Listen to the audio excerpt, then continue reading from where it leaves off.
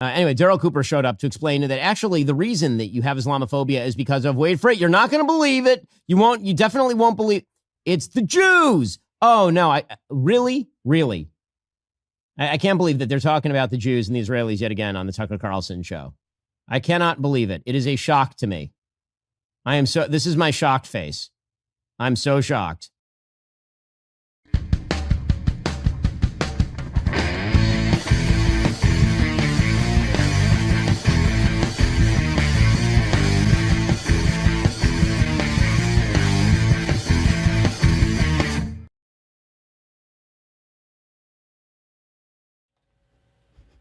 It's the Jews. I'm sorry, that kind of blew the levels out, but sorry, that was just hilarious. When I first saw it, I was just like, okay, that's gotta be. There's times where I'm just like, it takes forever to figure out, man, what would be a good intro clip? What's gonna be kind of funny to start with, and then there's times where it's like today, where it's like, oh, that's gotta be it. The last one was the same thing too, but I didn't know exactly how it would fit, so I had to like I said, I had to find the right question to have Dave Chappelle's pleading the fifth on the question and answer part. So I was like, wait, Josh Hawley was probably the most intense. Let's find one from him. And then when he ends with "that's a question," I was like, oh, there we go, that's perfect. And so, but on this one, this is fun because I didn't even know what the situation was. That was how. We're going to have a lot to talk about today, and I did not expect this to being the direction things were going to go in, but sadly, man, we're getting intense today. We're getting really intense, and I maybe, some might say I'm stepping over a line, but I've never, aside from borders, I've never cared too much about lines, and and honestly, to be fair, this guy has stepped over way too many lines in the last couple of years, so fuck them. Sorry, but yeah, no. Anyway, either way, was not expecting this direction from the show today, and lo and behold, we're going to do it anyway. But the way it was introduced that way was the best part, because I think, aside from Ben, there's probably like,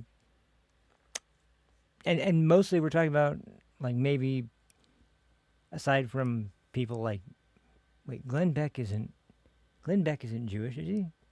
I know that there's a handful of people I had no idea that were Jewish that came out to support Jews a lot, and then obviously came out at some point about I'm Jewish, and that a lot of creators that I've watched for a long time, it was just never relevant, obviously. It still isn't really relevant to me, aside from the fact that maybe I can understand their perspective a little bit more when they talk about, not even Israel, but when they talk about things like October 7th, it makes a lot more sense, obviously.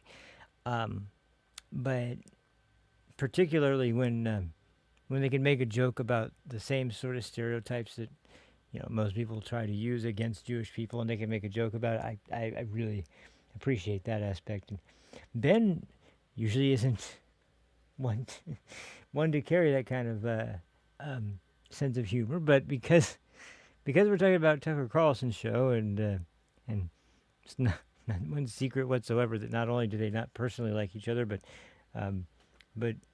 Tucker really has a little bit more of a persuasion towards the other, the dominant faith in the region of where Israel happens to lie, if you know what I'm saying, which I never would have expected that would, like, I never could have dreamed that would be the persuasion that ended up winning. All you had to do was say, some stupid line about how, well, Christians are persecuted just as much as Muslims by Israel. Yeah, I'm sure. Yeah. Uh-huh. Well, they are persecuted quite a bit, but it's not by Israel. It's not by the Jews. I can say that much. Anyway, though, that's just one direction. We got a lot of shit to cover, so I'm going to jump in as fast as I can, not waste any time. And we'll just get started, because, oh boy. Where do I want to start, though? That's the important question. I don't really want to start with the sort of heavier Israel America news thing, because we're talking about involving that, Iran. We're talking about involving everything, including the Spain invasion, which is exactly what it is. It's an invasion. Um, Everything we're involving that, and our good buddy Hassan Piker, as well as me, is also going to be involved in the discussions today. Which that means, of course, one thing. Of course. Oh wait, did that come in? Where is that being broadcast to? Let me see that one more time. No. In fact, I think it's coming out from a different. Oh, it might be here. Hold on. I think I know, Matt. I might know why. Is this it? There we go. Oh, it has echo though. Damn. Hmm. Oh, I think I know why. Let me just test out a theory real quick. I'm sorry. I'm not going to be using the soundboard too terribly much today, so but I do have a few things I want to include. So let me see real quick. I just got to check the source, the audio source for the soundboard clips. Let me see. Oh, actually, I can just open it like this. There we go. Yep, that was it. I thought so. Okay. I just switch it to the other output source and it should be fine. There we go. Alright, let's just make sure I was right about that. Well, it's really quiet, but it's there.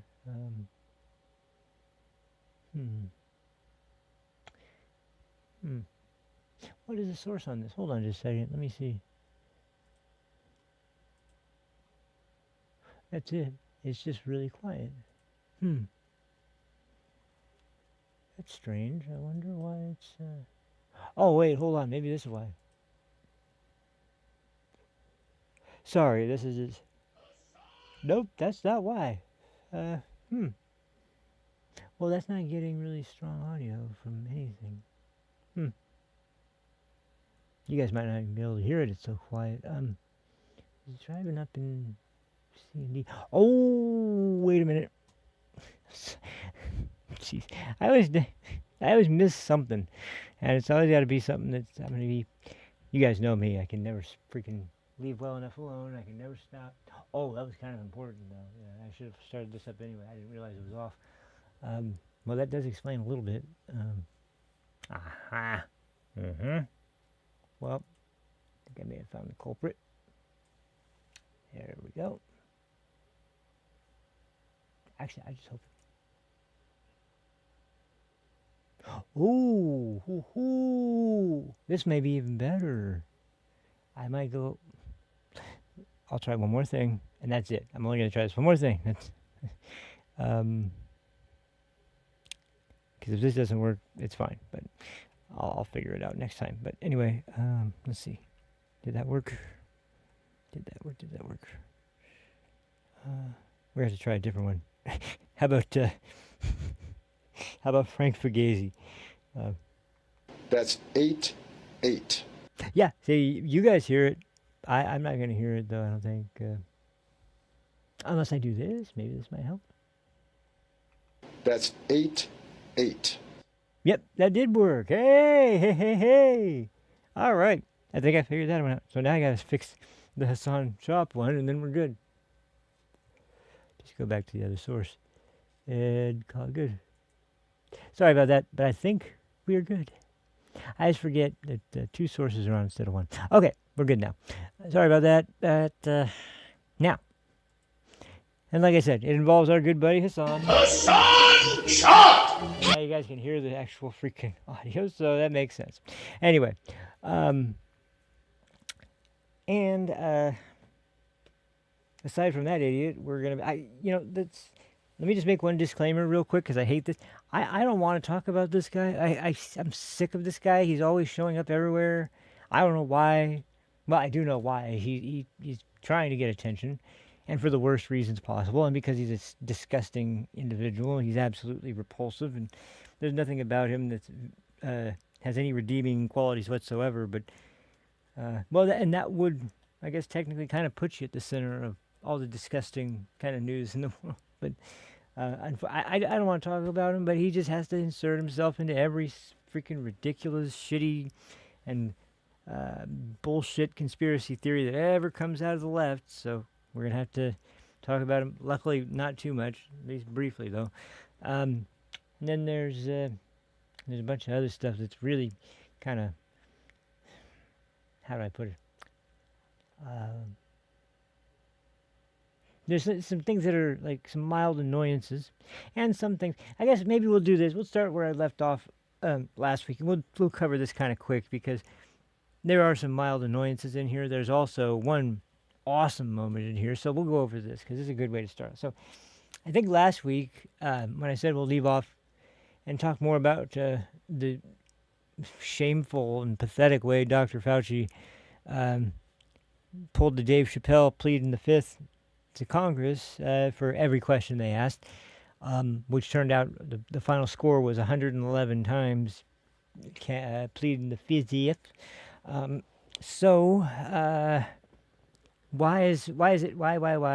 I guess it's just because he's a your typical leftist member of the leftist media who probably has Fauci candles and Fauci crosses and Fauci underwear and God knows what Fauci memorabilia he's got in his house. But Harvey Levin, I keep saying it, he should have just stayed as the outside the court reporter for the People's Court. He did a good job there. I don't know why he has to be Mr. TMZ, and I guess because that shows, for whatever reason, people watch that garbage. But he's not a very good reporter. As a matter of fact, he's a shitty reporter. And once again, I'm gonna be pretty much always against the guy for no other reason than lying his ass off about his staff cheering for Charlie Kirk getting shot. Which, by the way, no matter what he says, that's exactly what he did. Tried to say like there was a police chase going on at the same time, and they actually they stopped the guy right when you heard them cheering. So your staff was watching a high-speed police chase, and it just so happened that right when they stopped the guy, that's when Charlie Kirk just got shot in the neck. That's what you're saying? You're lying out of your ass. Jeez. Anyway,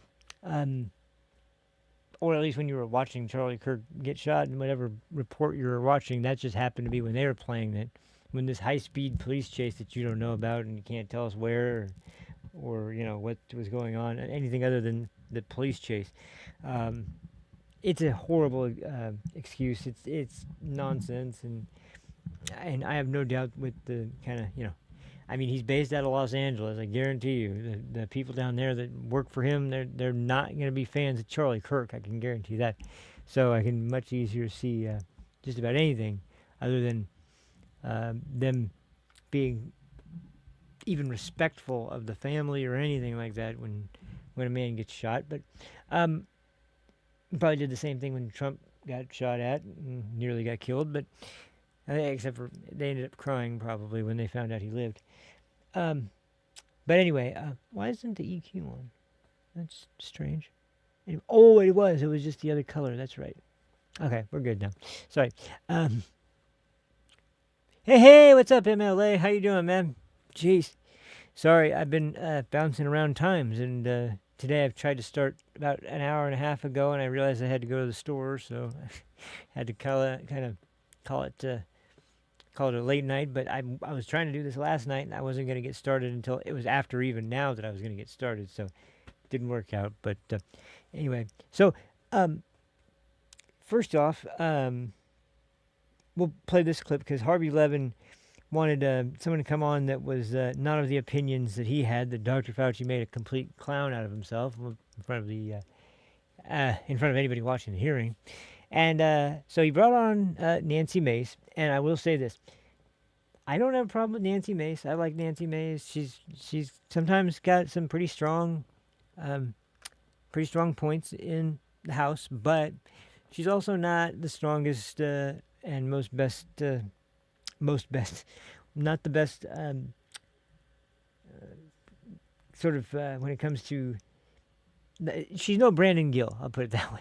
She's not as good as Brandon Gill when it comes to nailing down people in hearings that are just bullshitting you the whole time.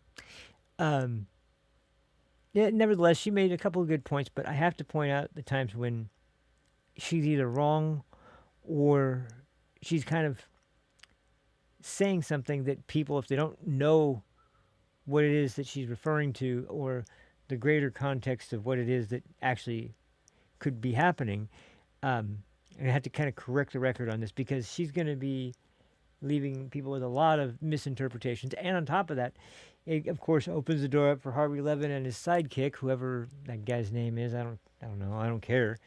But whatever that guy's name is, to jump in and go and pretend like, oh no, of course that's not what's going to happen. And, it's all just stupid. But and once again, I'll put it this way. And I didn't really explain last time, but I'll put it this way. They're going to talk about his so-called government service for, I wouldn't call it government service. I would call it his audition opportunities for advancement into higher positions in the federal government whenever he saw it. He's an opportunist, pure and simple. But anyway, let's start with that because that's a good place to start. It's a little long, but it's not going to lead to too much. And then there's one more thing in this same situation, but very, very good. So we'll get to that in just a second. But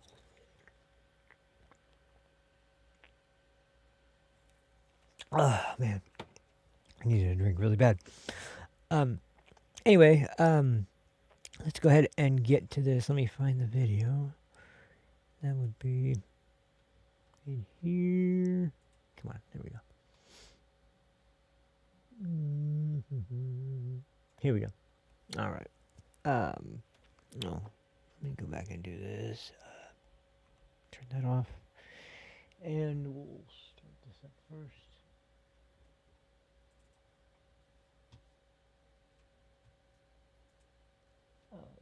Okay. Wait. Oh, that's right. I tried to render this and it was screwed up, so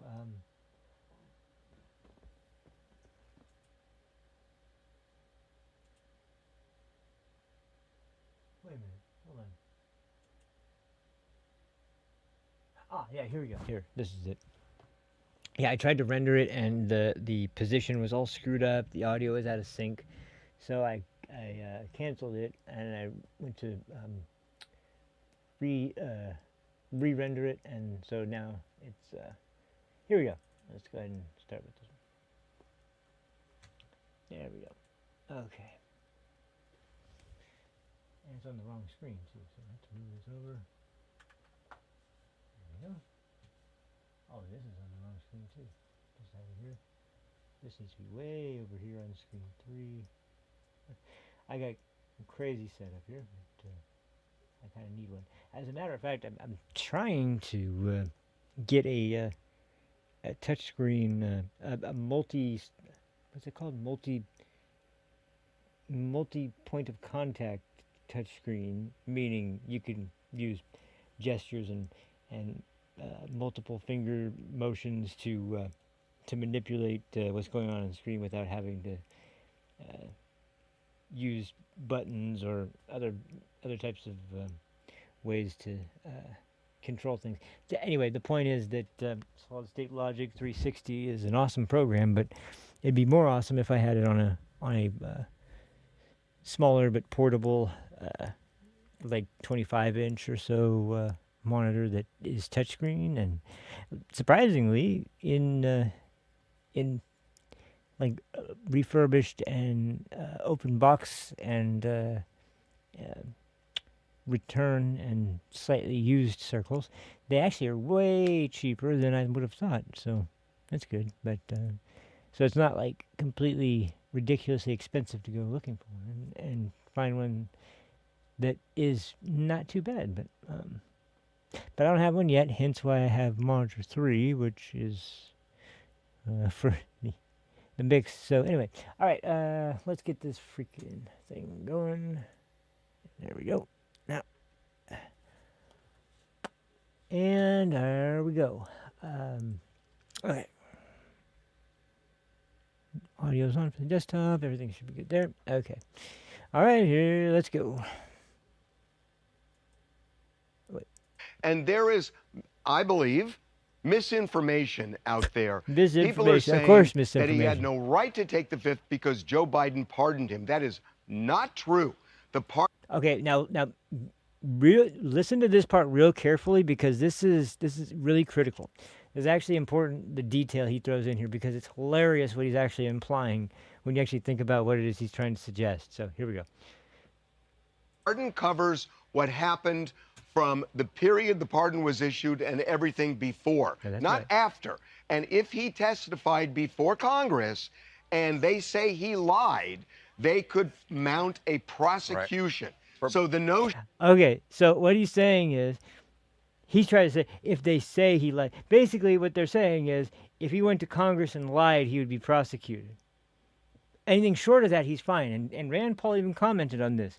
He could have come in and said he burned a bunch of evidentiary documents that would have been critical for any kind of prosecution. He burned all the information, destroyed it all. But this is what he had. This is what happened. Blah blah blah. He could have admitted to just about anything, and the pardon would be active. So what he's saying is that if he went into Congress, he would be compelled to lie because of how bad everything looks. So how can he be expected to do anything but plead the fifth? It's the dumbest, most weak defense I've ever heard, and yet that's their big freaking way to defend Dr. Fauci. How do you have any other choice but to lie in front of Congress? I mean, of course he was going to lie. Like, what the fuck are you doing? Seriously, what are you doing? This is the worst possible way to defend the guy who is he's the science, remember? He's the science. He knows everything and anything that anyone would ask about science-related questions. So, of course, it's not really gain of function when Rand Paul defines it. And it's also, who cares? Today you might need 2 masks. Next day you might need 1. It varies. The different variants are going to require different masks, of course. It's different numbers of masks, different types of masks. And, of course, you're going to need more than 1 booster. You're going to need 5, 6, 7 boosters, 12 boosters, 115 boosters. Who knows? Who cares? Dr. Fauci is the science. He'll tell you what you need to do. So, once again, but this is just the beginning, and this is already off to the start where it's like, well, yeah, he was going to lie. Of course he was going to lie. Everything he's done, which, by the way, real quick, he's going to bring this up, I'm sure, so I got to just clear this up now. I didn't go into detail. The whole AIDS epidemic thing where he supposedly was so instrumental in helping us. No, he wasn't. Just watch any kind of documentary about what actually happened during the AIDS epidemic and listen to how much he did the same goddamn thing. He, at one period, straight people were just as at risk of catching AIDS. At one point, kids were capable of transmitting AIDS by so many. It was so easily transmissible. Turns out AIDS is actually one of the most difficult to transmit diseases unless it involves the exchange of bodily fluids. It's absolutely ridiculous. He originally said that you couldn't get AIDS without getting HIV first. Then he said, no, you can. Then he went back to, no, you can't. He was not ever straight about any point. He kept flip-flopping back and forth. Does it sound like a little bit of a familiarity there compared to, what happened? What happened during the pandemic? Was there consistent information? No, there wasn't. It was the same thing. It was almost like the blueprint for how he was going to handle COVID. The only reason, once again, they'll bring this up, Donald Trump selected him, was he knew the left wasn't going to listen to him. He knew that the left was going to do everything. I've talked about this before, but I'll bring it up again. Pregnant women and Tylenol. As soon as he brought up a connection to potentially there being harmful effects for mothers who were pregnant that were taking too much Tylenol, so what happened next? Oh, a bunch of dumb broads went out and drank like a whole bottle of Tylenol now on camera and said, oh, Trump's lying. And then next thing you know, they're in the emergency room getting their stomach pumped because they drank way too much Tylenol. And it's ridiculous. He knew nobody was going to listen to him. He picked Dr. Fauci specifically because he knew the left would listen to him. I don't think that's a like irrational or bad goal. In fact, I think that's a noble thing to do because he wanted people to be able to understand, believe, and trust the information that they were getting. And unfortunately, he just picked someone who is a habitual liar and narcissist, and so nothing that he was going to say was going to be good anyway. But once again, Trump was against lockdowns for long periods of time. He was trying to go along with the things that were suggested, but there's a reason that mandates and firings and things like that, those didn't start until the Biden administration, and they try to muddy the waters now and make it seem like, oh, Trump was so authoritarian no, he wasn't. Because remember, that was at the very beginning, and you happen to remember, this is going to become relevant in a little bit, but CNN's little chyron for how many people died during the pandemic, that was up only as long as Trump was still president. As soon as Biden was president, boom, no more counter. So anyway, I just had to remind everybody of those few things because it's just so blatantly ridiculous the way they go to bat for this guy when he's so full of shit. And once again, the AIDS, there's not one thing that I would say during that situation that he ever was like Johnny on the spot, and because the guy just wants to be, he wants to be a celebrity. He wanted to be a celebrity his whole life. That's what he was hoping for, and he saw his chance twice, and he jumped on it. That's basically it. That's all there is.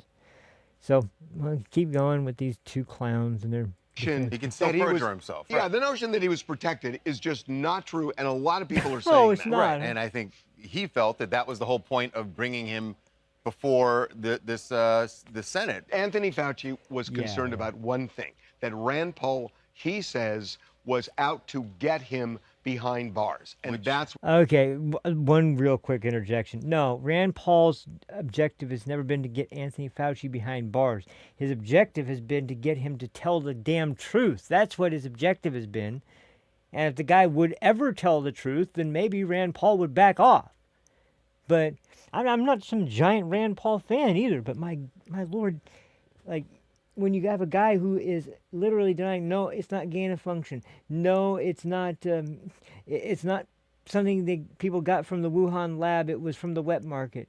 No, natural immunity doesn't work for this one disease in the whole world. When natural immunity works for every other disease we know of. Like, come on, man. So maybe telling the truth for your Saint Fauci would actually be a great idea instead of just, running cover for him every time he needs somebody to defend his fucking pathetic ass. But anyway. What this was about. Which led you, and you said this yesterday, to say that this is very much like McCarthyism. Yeah. Like Senator Joe McCarthy trying to find communists all over the, for those who don't know who Joe McCarthy was. So yeah, of course. I got it when you made that comparison. Yeah, there are a lot of people who think your comparison is way off. Yeah, they're sane people. In fact, joining us right now to discuss the McCarthyism or not of this of Dr. Fauci's ordeal right now is Congresswoman Nancy Mace, Congresswoman from South Carolina, and she is joining us right now. Congresswoman, welcome to TMZ Live. I don't want to pick on Nancy Thanks for Mace, having me. We so appreciate it. So look, I mean, I really do believe this has shades of McCarthyism. Of course you do. I'm guessing you're disagreeing with me on this one.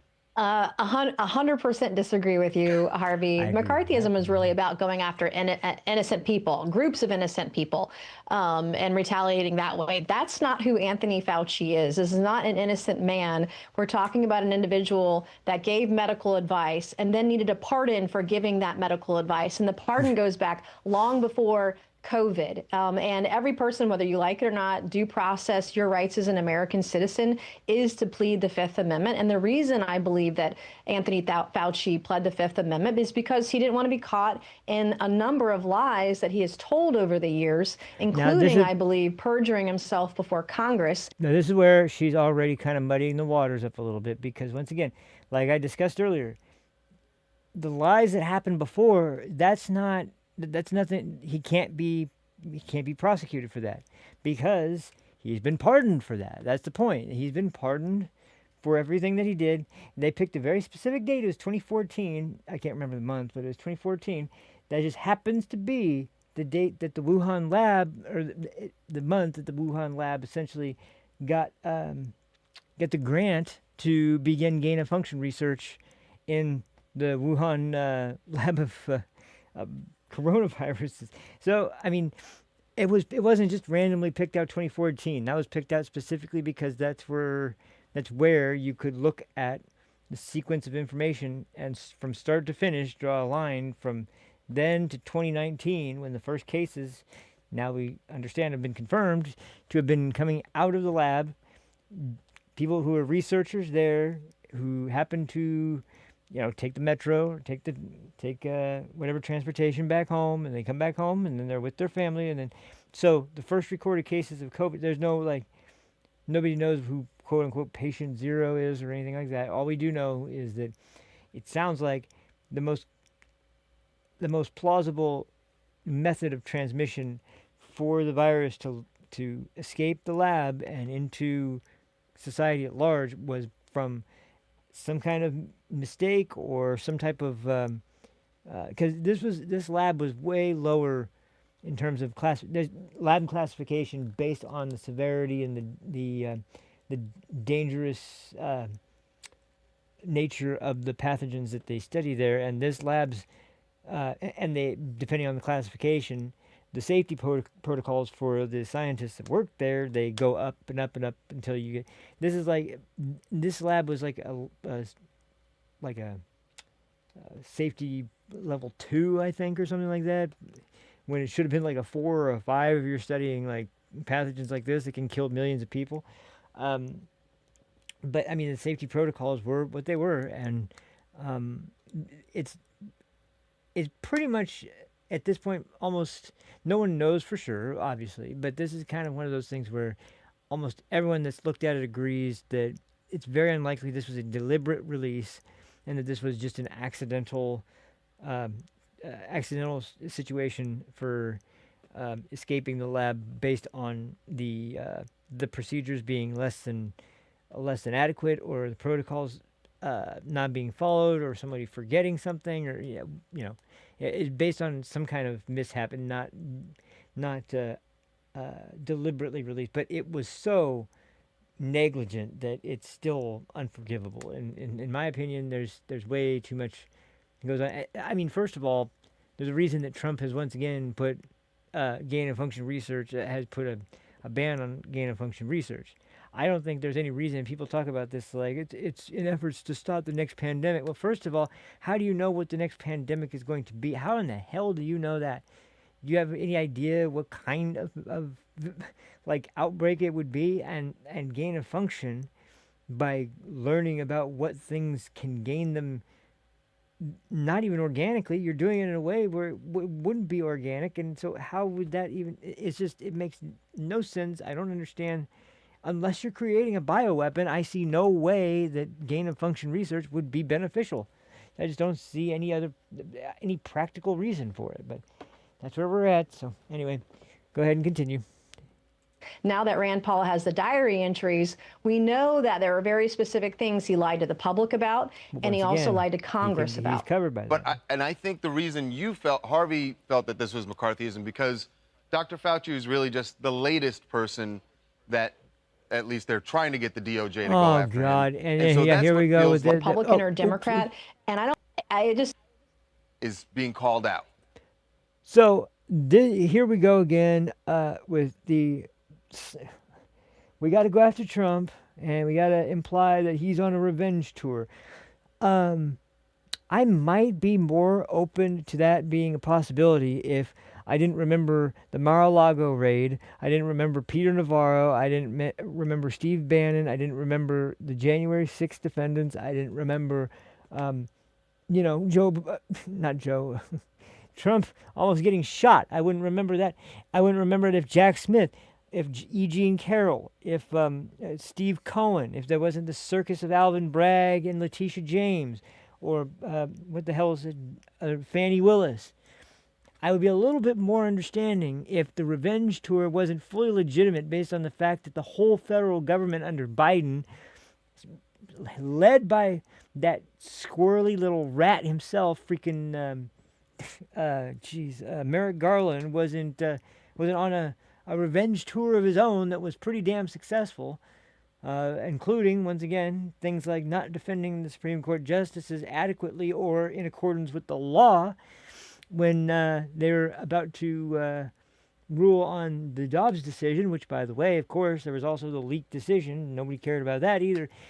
So, sorry, cry me a river about this shit, asshole. I mean, just excuse everything that was done in retaliation to the entire conservative movement.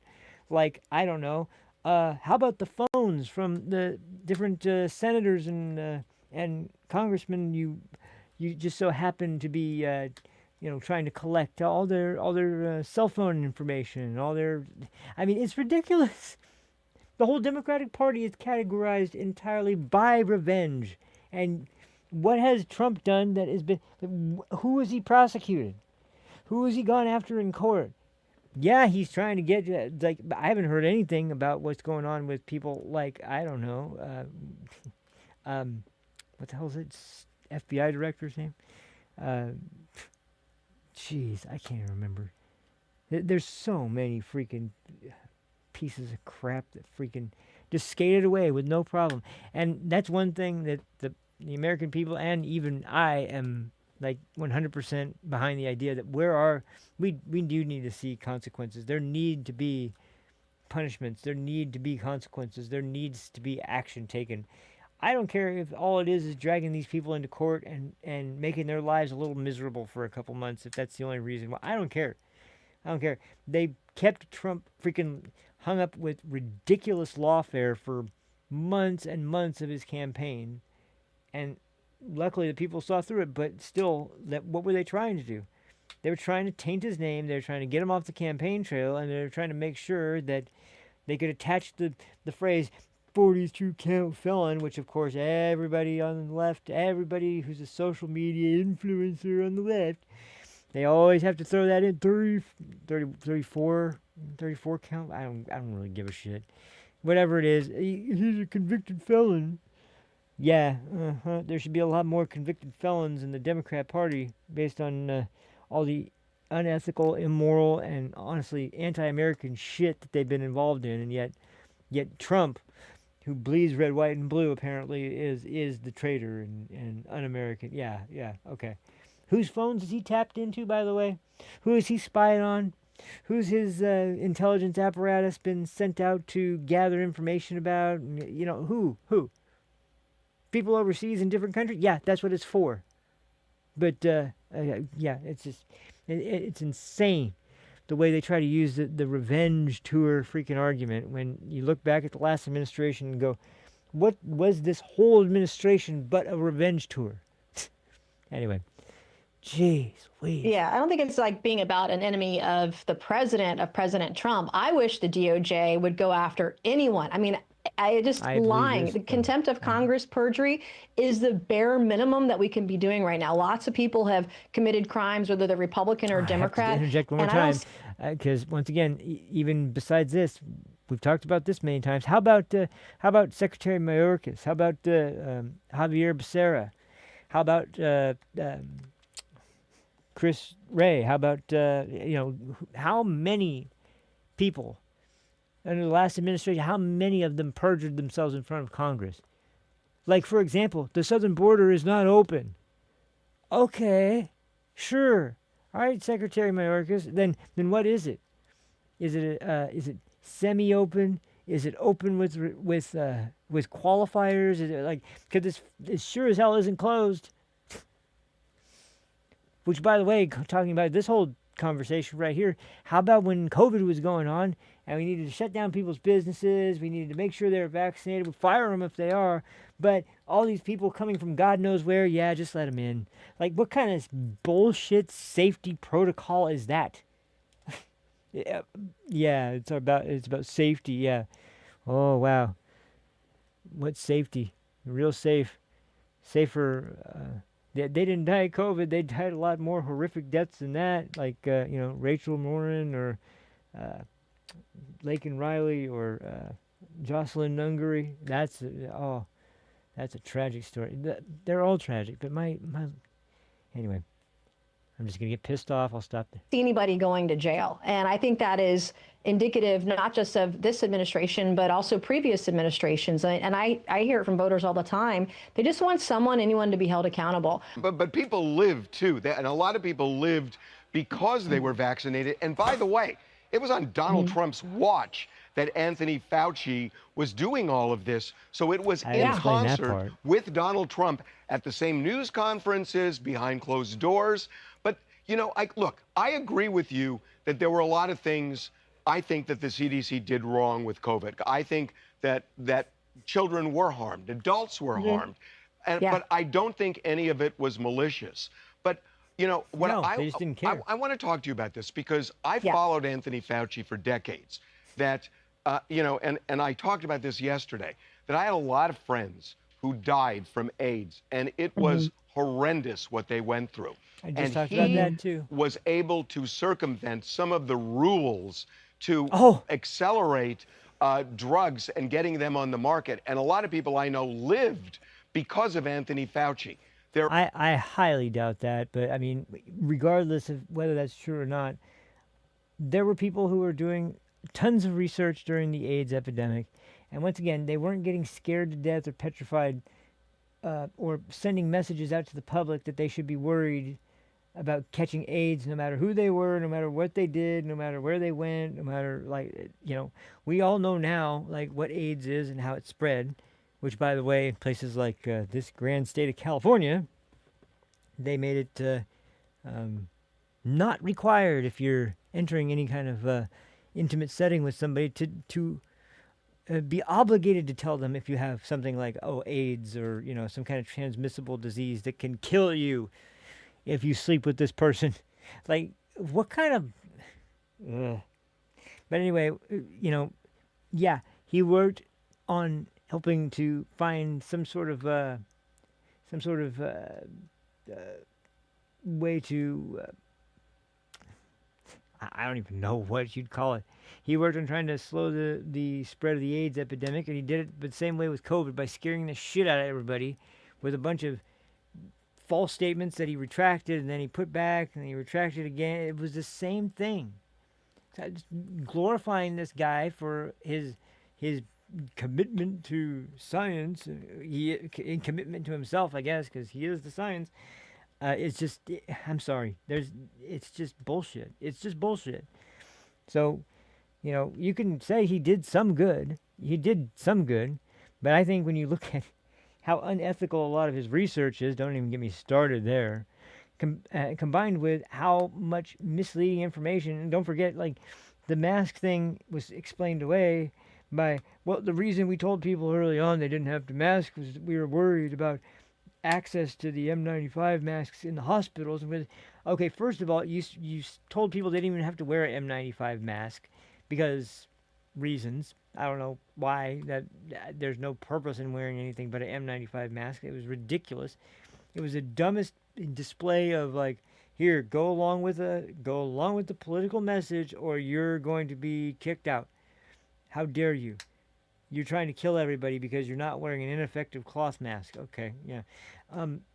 And to top it off, then you're going to bullshit everybody by the reasoning why being that we were worried about the scarcity of masks and the hospitals not having them.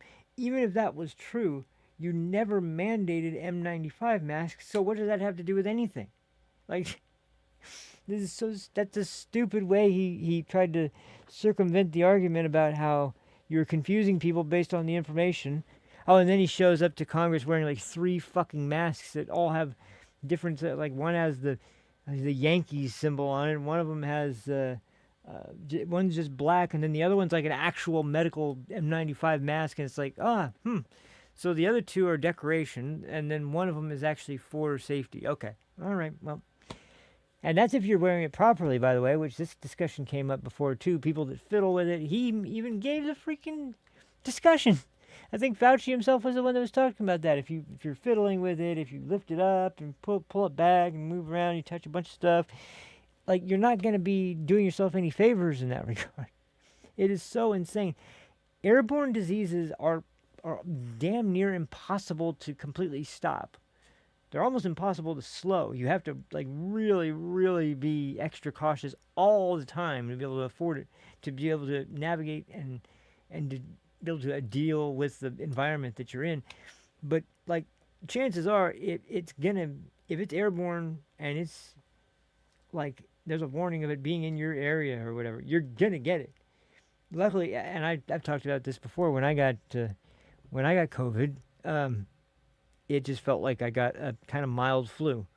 It wasn't. So I don't know what the variant was. I can't remember. This was right around the time, I think it was it was like between Delta and Omicron, if I remember correctly. So it was like it could have been it could have been the less severe variant or the even less severe variant, but one way or another, it was just like. But he was acting like at that time, like, oh, the variants are the problem. Well, the variants aren't going to hurt anybody nearly as bad as the earliest forms of COVID. But once again, this goes back into. I just heard this the other day, and I was like, I hardly ever even really had that cross my mind, but it makes total sense. When you roll out a vaccine for a new virus, doing a mass vaccination is kind of a self-defeating idea, because what happens with viruses when suddenly hosts are immune? They evolve. It is a natural process to synthetically encourage a virus to mutate based on its surroundings if it can't. What does a virus want to do? It wants to do the same thing every other living organism wants to do. It wants to propagate itself and reproduce. So if suddenly it's unable to do that, it's going to mutate to get around its the barriers to be able to infect its host and introduce a vaccine to the entire population. It should have been done in the way that it was described in a few occasions before, that vaccinate the elderly population and people particularly at risk of comorbidities first, and then slowly roll it out to people a little bit younger and a little bit younger until you get to the point where you don't need to vaccinate anybody anymore. But you don't just do it in a big, like, giant push to do it all right away. It was, the whole thing was mishandled, and the general population is not going to understand these nuances, like that right away until you explain it to them. And if you had somebody who was actually handling the pandemic in a way that was actually based on scientific information, rather than posing for magazines and giving interviews on CNN every day, then maybe you would have had somebody that was focused on doing the best thing he could for the population. But that obviously wasn't where his focus was. And the information coming out of the NIH and CDC and every organization that was in charge of handling the pandemic was essentially giving information that Dr. Fauci approved. So you cannot say that on any level this guy wasn't the one responsible for all of the bad information that people got. He totally was. Sorry. Just get over it, because unfortunately that's what happened. Everything from masking and 6 feet social distancing to the vaccine mandates and the vaccine rollout, all of it was like, this may have been the worst handled public health emergency in history in the United States. At least in this country, I think it was. Maybe around the world there'd be some competition, but like in this country, I don't think there was a worse response to any kind of illness that we've ever had. So take that for what you will, but anyway. There are epidemics like Ebola and others Ebola. where he has been front and Talk center. About a freaking, he has saved lives. He's when been a the hell public servant for when decades. was he front and center we are for Ebola? reducing this man to look My like God, a that's criminal. And I think that should give He is a you criminal. pause and everybody in Congress pause, that this is a man, and I don't think you can question a lot of what I've said in terms of his public service. And yeah, maybe he didn't tell the full truth about the Wuhan Maybe he lab, didn't tell the but full where truth, it came yeah. from becomes irrelevant once it escapes. I agree with you, he should have said it, but that didn't kill people. And he saved a bullshit. lot of And this lives, is, and we're I'm treating him sorry. like This is insane. This is ridiculous. You know how many scientists and researchers all said, yeah, knowing the origin is pretty goddamn critical. when you're trying to figure out how to cure a disease. Yeah, if we had known where it came from for sure, definitively, and we knew we could narrow it down to a very specific list of exactly what it was, yeah, it would help out tremendously. So, sorry, Harvey, no, that's bullshit. You know it's bullshit. Of course it would help if they knew where it came from. Are you kidding me? Ugh. Gee. This guy, the lengths he's going to for this is ridiculous. This is insane. I forgot how bad this was. It's been a while since I clipped this, but jeez Louise, this is insanity. It would have no impact if they knew where it came from. Are you fucking kidding? Jeez, this is stupid. A criminal. yeah. The history will tell us that no one ever gets targeted or held for perjury. No one gets indicted for it. People can come to Congress and lie all the time. And I would argue that people did die based on the advice of Anthony Fauci. This is a guy that invested in mRNA vaccines that may have harmed people worse than just getting the virus itself. I would say that the harmful effects of telling schools that their kids shouldn't come to school has had disastrous effects that our children may not recover from for their generation. Is that and criminal? I do think, but is that criminal that Oh he my did that? God, is that I mean, criminal? was that a They made a malicious thing decision to hurt based on- kids? he didn't lie about he lied to the public about his stance on schools and what he advised schools and hospitals to do. He didn't lie under oath. What my understanding is, he lied under oath about the origins of COVID. He lied under oath about the funding of COVID. He didn't want to take responsibility for it. That doesn't make up for what the service he did before, but just because he had service for 20 or 30 years but prior to this doesn't give you the right to lie to Congress. And I think that's what people's frustration is, Harvey, is that the littlest lie people just can get away with. And so you're seeing billions in fraud. You're seeing people get bad medical advice. There were doctors that lost their licenses because they didn't want to give the COVID shot, or they had a different way of treating COVID, and it was against what Anthony Fauci was saying. People died because of this guy. That was what I was talking about just a second ago. I respectfully, I think more people's lives were saved. Oh, and you I know do, that there are huh? people- Well, because unfortunately, if you're actually talking about this realistically, there are people out there who didn't want to take an experimental vaccine, and we've seen there's been consequences in especially younger people who are healthy, who have had. I did hear something interesting the other day that kind of explains some of this. It's like the vaccine for COVID-19. There's a very specific method that it has to take to in order to actually really be as effective as it can be. It has to be able to be injected and latch itself onto like muscle tissue or something that is going to be kind of stuck in place to where it's not moving through the circulatory system, and it's not traveling through the bloodstream, and especially not getting into the heart, because it can cause serious issues if the spike protein actually does go and enter the heart valve. And I forget the way it was described, but that's how a lot of the cases of like myocarditis, that's how they were spread, was because they traveled through the bloodstream and ended up getting into organs that were absolutely vulnerable to some kind of negative effect from the either the furin cleavage site or the spike protein that was in by the way artificially inserted into the virus.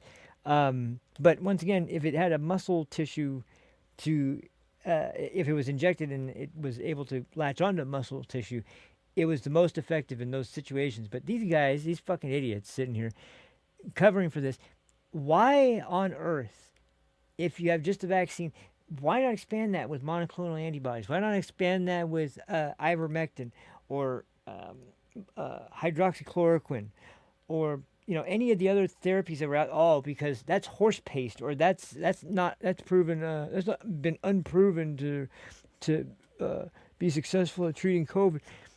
I heard so many people that talked about, especially monoclonal antibodies, but anything, ivermectin, even that was the one that everybody seemed to think was horse paste and made fun of Joe Rogan for. On top of that, hydroxychloroquine, they were all just basically treated as like, oh, that's just nonsensical pseudoscience. Nobody believes that. Well, a lot of doctors believed in it. A lot of doctors prescribed it to patients. They took it, and their symptoms from COVID like actually were drastically improved like after taking something specific.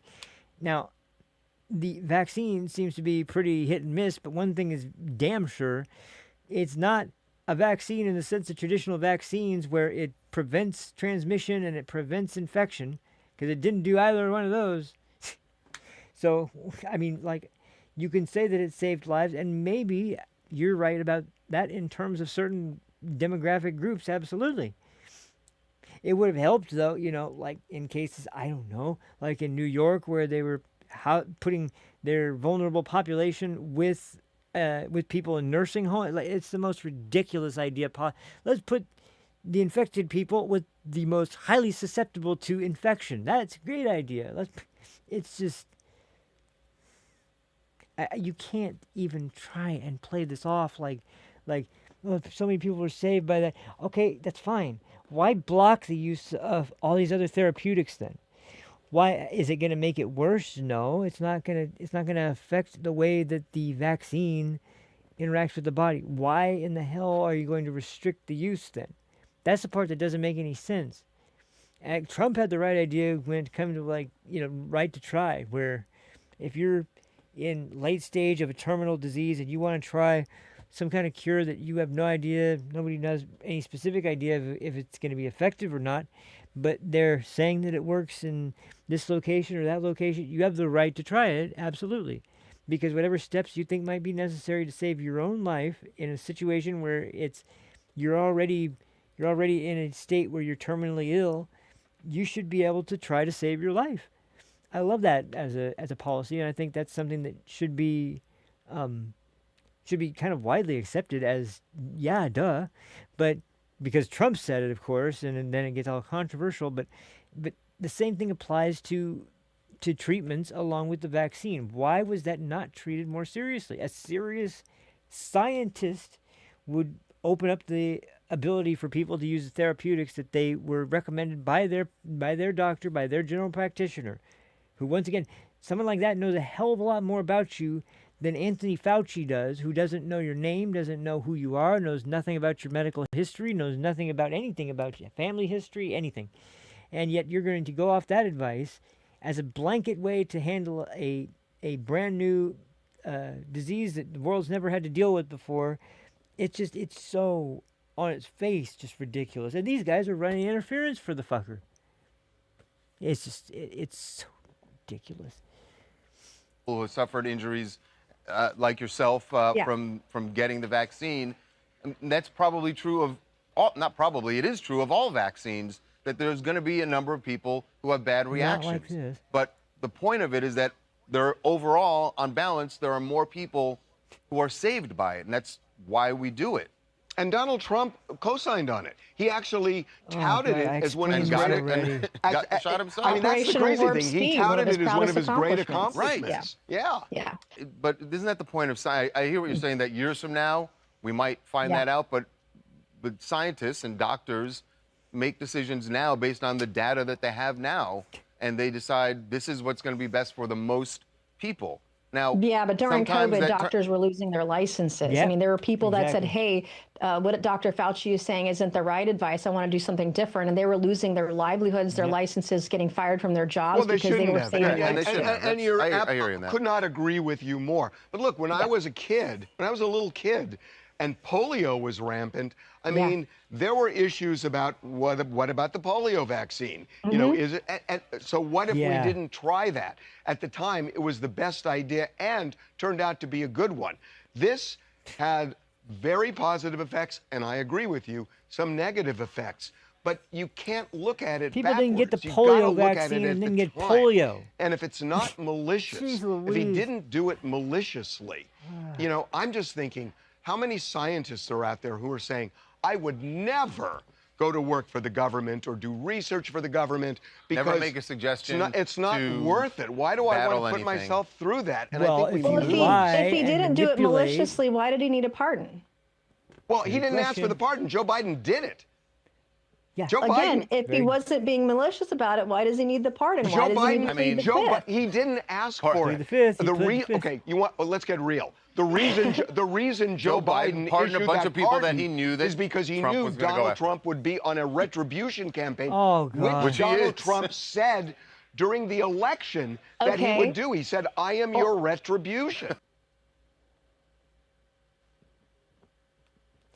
Why would he be on a retribution campaign if they didn't do anything wrong? You stupid idiot God. Anyway, thank goodness I couldn't handle much more of that. That's stupid. Go back to the freaking People's Court announcer, jackass. I think it suits you way better. Jeez Louise. I can't believe it's unbelievable how many people still trust this guy after he's basically violated every aspect of trust that you and goodwill you could possibly give him. And then you're going to blame Donald Trump, of course. Gee, I wonder who else you're going to blame. What what else could you do to violate people's trust in you than what this guy did? I don't understand it. I don't think I'll ever understand it. This guy's such a freaking con man, and yet people that are on the left, because it turned into a political issue. I mean, this is really the reason we're here is because it is a political issue. But once again, Rand Paul's after him. It's like, okay, first of all, if Trump was on the retribution tour, him and Rand Paul aren't exactly, simpatico on their beliefs as far as politics go. And yet they both are on, at least in what would you call it? We're both in agreement with this one specific issue, which is Dr. Fauci was full of shit. And absolutely, just looking at the whole series of events, and at the time there was a long period of time where people would have been scared, would have been worried, and they would have acted on any kind of advice that had been given to them from certain authorities. But one thing that has been stressed a little bit, not in this interview, sadly, but has been stressed in some interviews, and it's one of the most important aspects, is that this guy convinced the federal government, pretty much under Biden mostly, slightly under Trump sadly, but mostly under Biden and extensively under Biden, to completely and totally just wreck our constitutional rights, take them away from us for a certain period of time. Because, and somebody mentioned this the other day, and I loved the way they worded it. There's a reason the founders didn't create a temporary health crisis clause removing constitutional rights. They didn't do that. They could have, because they were absolutely, once again, when did the smallpox? That was around the same time, wasn't it? It was near the founding. I know that. They could have added a clause to the Bill of Rights or to the Constitution that said that during a case of emergency, of an emergency based on a disease outbreak, you're suspended from. But I mean, they didn't do anything like that because I think they had more faith in people than most certainly the Democratic Party of today does. They don't seem to trust people in the slightest, not even their own voting base, and there's a reason that the founders didn't want that either, because who is the federal government to take your God-given rights away? They should not have that ability, and yet they did, and they were helped out by law enforcement and people that were going to go along with that. Some people didn't, follow, thank God, but and then it's a slap in the face to doctors and nurses and EMTs and people like that who are on the front lines who got fired because they didn't want to take the jab when they're the last people in the world who should have been, but because natural immunity suddenly doesn't exist, well, then their natural immunity, it doesn't matter. They still need the COVID shot. What world are we living in? It's just, it's ludicrous. So anyway, speaking of this, though, this is, oh boy, I haven't talked about him much, but I had to say it right here. RFK Jr., I respect the hell out of the guy. Especially for, there's a number of reasons, but I'll just say one thing I really respect about the guy is he could see where the political winds were headed. He could see what was going to happen potentially if he stayed in the presidential race.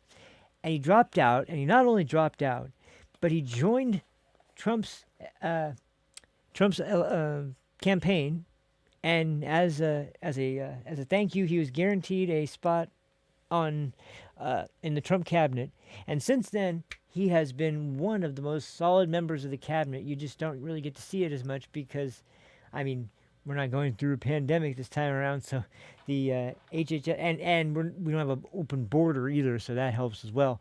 But this guy is really on the front lines of a lot of different policies that are absolutely, I mean, these are things that should have been done a long time ago in some cases. And they're finally being looked at and finally being done. And he's, for a very long time, you know, as much as they ragged on Rand Paul during that last segment, during this next one, they're going to talk about how RFK Jr. has been somebody who has consistently taken Dr. Fauci to task on his absolutely horrible handling of different outbreaks, of the way he's treated different diseases, the way he's been very reckless in his approach to certain types of infectious pathogens, and has gone after him in court. So the one area though is, and it's for multiple reasons, obviously, but coming from his background, he's definitely not a guy who's normally really combative. But I think, unfortunately, based on the fact that he did the unthinkable as a Democrat and joined the Trump administration, he was, of course, going to be one of the prime targets for news media and leftists in elected office, especially to criticize. And of course, there's always the main vector of vaccine denier and all that other crap. But he's made it very clear that, and me being, you know, somebody who doesn't study this, I can't say anything for sure when it comes to this type of discussion.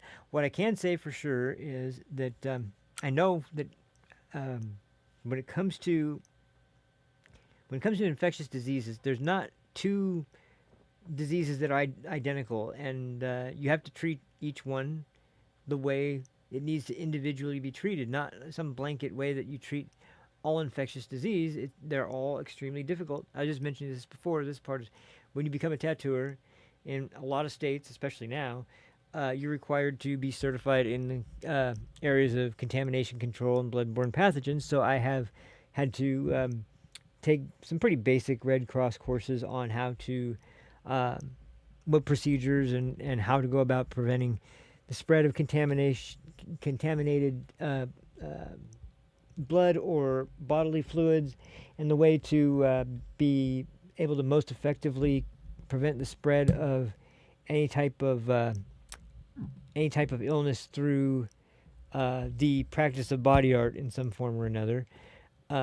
Which, to be honest, it's actually a lot more prevalent in things like piercing.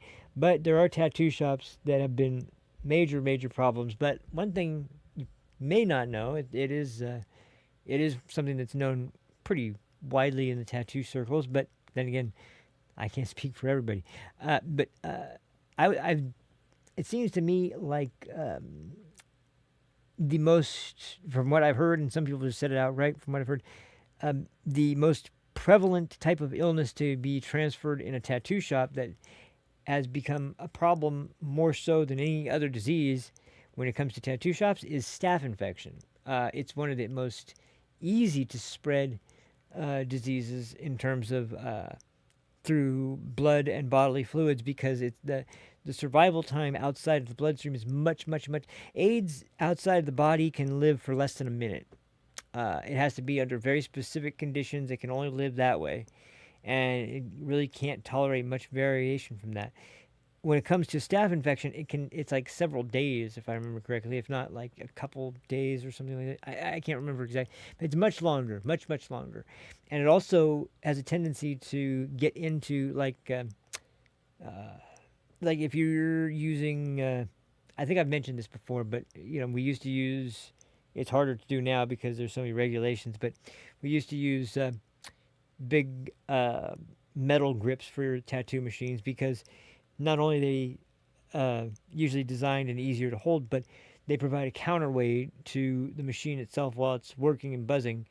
And having that counterweight there makes far less strain on your hand than if you're using a lighter material to hold while there's a big heavy piece of metal that's buzzing and has a bar bouncing up and down. If it's a lighter piece of material that's down there, now because of the regulation and the procedures for, I mean, like I said before, I had to learn how to use an autoclave within my first week or so on the job. And while I was an apprentice, I always had to sterilize the. You don't sterilize needles. You always toss needles after one use. You can use the bar that needles are on if they're sterilized, but you don't reuse needles. You can use the tips and grips and the tubes from a setup that you're using as a because there's different sizes for different size needles. Sometimes you need to change the configuration, but the point is that those can be sterilized. As I said, needle bars can be sterilized, and every once in a while, if you disassemble your machine, you also want to sterilize the whole machine sometimes. But those are the only things that really need to be sterilized. But at the same time, for some reason, the procedures around sterilization, even though it's, I mean, if you do it correctly, it's not that difficult. And there's on every packet that you sterilize something in, like you see on the bag, there's a little strip that will show up different colors if you have sterilized it correctly. So a little strip on the back, it'll pop up and it'll look brown if you did the sterilization process correctly. So when you pull out the autoclave, before you use anything, if you check the bar and make sure it's brown, yeah, it's fine, it's sterilized. But for some reason, probably to look good for the state, different municipalities and different counties have decided that no, that you're gonna have to do way more than that. You got to keep a log of when you sterilized it, or what time it went in, and what time you took it out.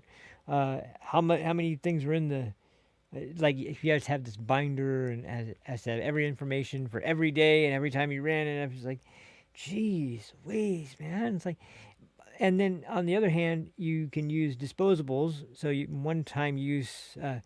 They're plastic and rubber, and they are not nearly as comfortable as using a steel metal tube to tattoo with. And yet, on top of that, you do get them sterilized, but that means you're putting more trust in the company that you don't know, that you've never seen before, that you don't know their sterilization procedure, which, by the way, it's not done by heat and steam. It's done by gas, which is the other method for sterilization.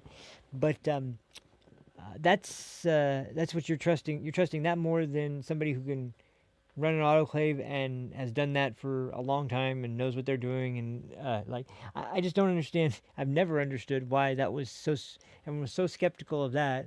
I guess it's because they look at your average tattoo artist and see just some schmuck that is irresponsible or who knows what. But I mean, there's most of the actual tattooers I've met. They're extremely serious. They're extremely careful. They want nothing bad showing up on their resume or in their body of work, or no complaints or anything like that, obviously. So they work very hard to make sure that nothing like that happens. So it's a very false equivalency, and it's a very false stereotype that follows around people. Now, people that don't tattoo in shops, that's a little different. That's a very, very hit and miss sort of. Like, I tattoo people outside of shops before, but that's because I've been, I've worked in shops for over 10 years. I know what I'm doing. But, and yeah, another reason is because you don't want to do it with a bunch of, like a bunch of kids running around, or in a house. You don't want to do it in an area where there's carpet instead of linoleum floor or anything like that. There's a lot of things you want to look for. But the point is that, what was the relationship there? Yeah, the whole idea of pathogens being the same, and the reaction to pathogens and the reaction to diseases, you have to handle everything with a different sort of procedure. It's not going to be anything. There's no blanket way to handle every disease out there. So he knows that, RFK Jr. And this is an interview he did for CNN with Dana Bash. I've never seen RFK Jr. I'm so proud of him. He did so amazing in this interview, and I just have to go over some of it. I've kind of, it was hard to clip out, but I clipped out some parts that were the most relevant. And if you want to watch it, you can find it. It's very easy to find. Yeah, he just made Dana Bash look like a complete unhinged fool, and he really, really drove home the perspective that he's been trying to discuss with people since the outbreak, since it first started, and he's always been looked at as a kook. Nobody ever believes him because he's Mr. Anti-Vax. He's not anti-vax. He specifically in this interview says, especially the measles vaccine is one of the most successful vaccines. It has no known side effects, and it has been able to treat children for something like I don't even know how many years it's been in circulation. But that's a different story than a vaccine that just got rolled out, that just got introduced to the public, that you just rolled out in response to a disease that just appeared, and we're supposed to treat these two. You expect I'm going to look at those two vaccines the same way? Like, no, I've never said that. But anyway, and on the subject, like I said before, of things coming up where, like, you don't think as a public health official stating that you should be skeptical of certain vaccines makes it look like you're unsure. It makes them look more sure than the people that denied people any kind of therapeutic and denied people any kind of other option than to take the vaccine, because why else would you be persuaded not to take it if it had some kind of reputation for causing some issues, and yet you're going to force people to take it anyway? That shows way more insecurity about the actual vaccine than RFK Jr. does. But this interview is just golden, so I got to play this. This is maybe about half of it. Like I said, you can watch the rest of it. It's easy to find. But anyway, this is him making a fool out of Dana Bash on CNN. So let's go over that. And then we'll move on to some of the more main event stuff I was going to talk about. But let's see if I find this. Should be able to pop somewhere. Yeah, I forgot to title it, but it's right here. All right. Public health experts say that there is a combination of factors that went into that: higher rates of chronic illnesses, which I know you would agree with, gaps to our healthcare system, and misinformation about vaccines. You just said what I said was inaccurate. What I said was accurate. We had the highest death rate from COVID of any place. There are other countries that had higher, but you can go ahead. argue about why we had that, but nobody can tell you. I mean, we have, as you say, we have the highest chronic disease burden in the world. But Anthony Fauci was mismanaging the COVID pandemic, and he was doing it under the Biden administration. President Trump wanted to end the lockdowns. And in fact, in Anthony Fauci's diaries, he talks about how President Trump is calling him every day, trying to get him to reopen the country. Yeah, well, the lockdowns were done by governors. I mean, certainly Anthony Fauci and the president had opinions, but the lockdowns were done by governors, and largely because they were hearing from hospitals saying that their ICUs were overrun and they needed some help while that was happening. Well, that's not true. That's just not true. It is what true. You're saying is not true. No, they were doing it because Anthony Fauci was telling them from the top, you need to lock down. There were ICUs that were empty all over the country, including in New York at the height.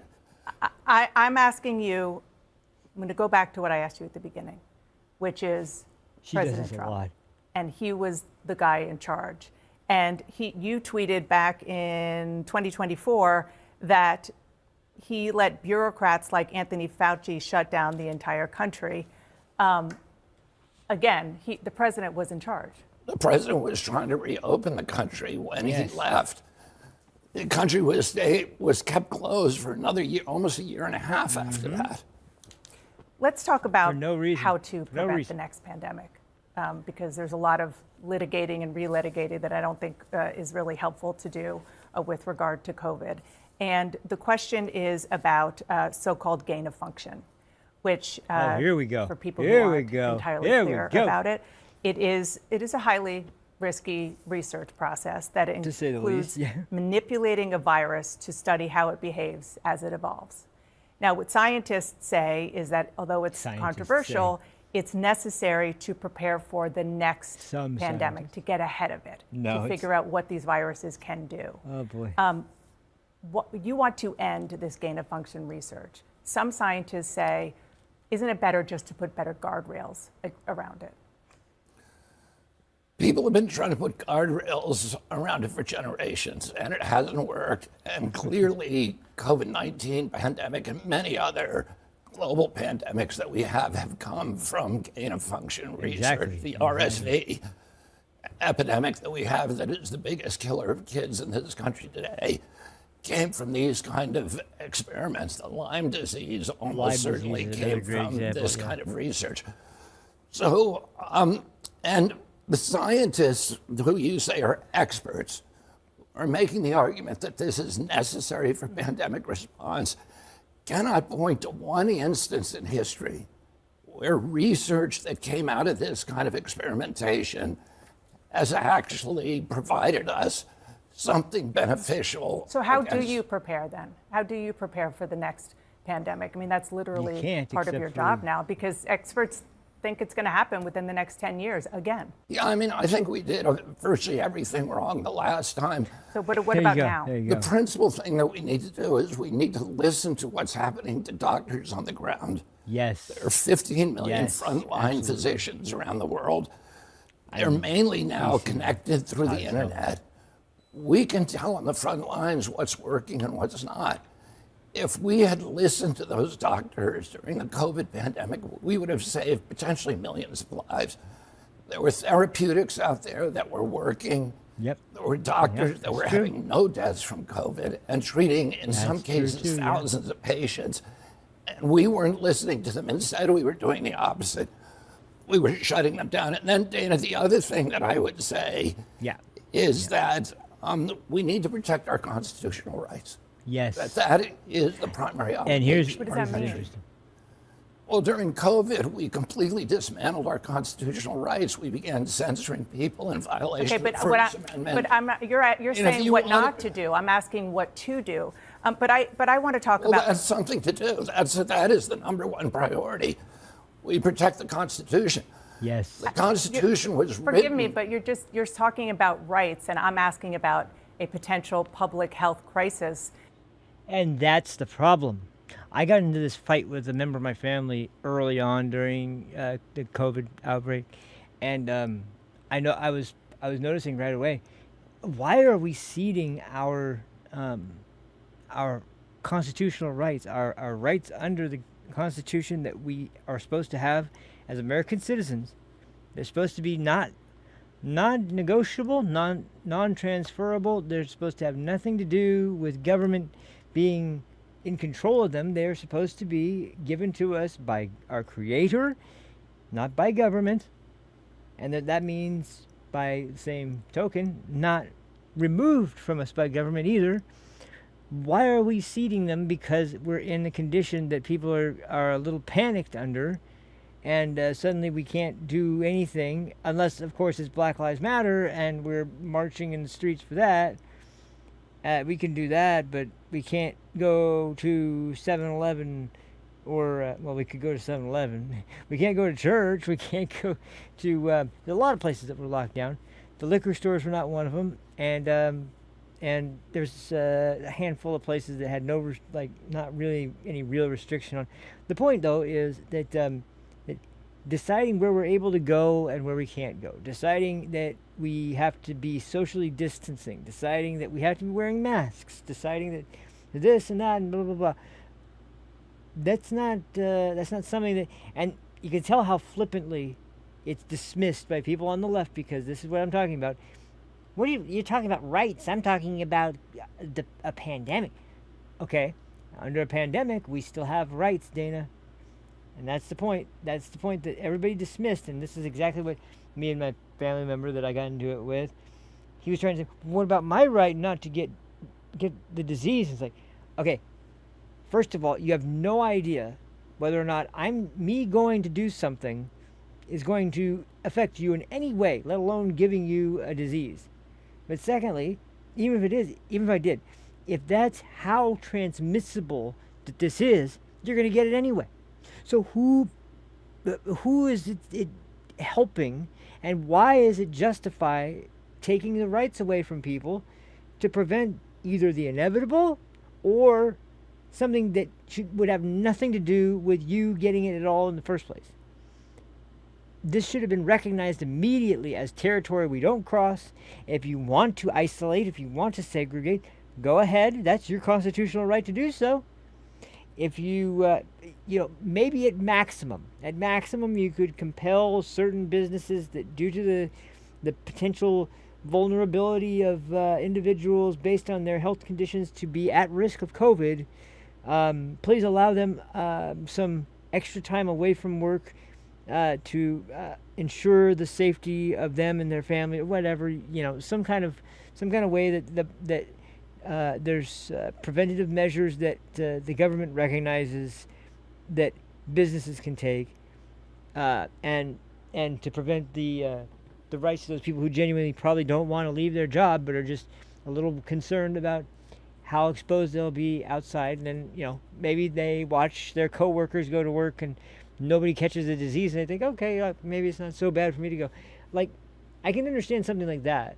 But when you are handing down from the office of the president to the population at large of every state in the union that no, you're to self-segregate, to self-isolate and lock down yourself in your own home, and when you go out, you have to social distance, you have to wear masks, you have to do this, you have to do that. I remember the lunatics who were flipping out every time they saw somebody who wasn't wearing a mask. Like, sir, you need to wear a mask. Sir, you need to put your mask on. Sir, you better wear, ma'am, you're not wearing a mask. And they just would flip out like crazy. Like they walked in with a loaded gun pointed at all the freaking staff. It's like, you realize that your behavior right now is totally irrational, totally ridiculous, and you're probably more of a risk than COVID ever will be. Hell, the Biden administration was more of a risk than COVID ever was.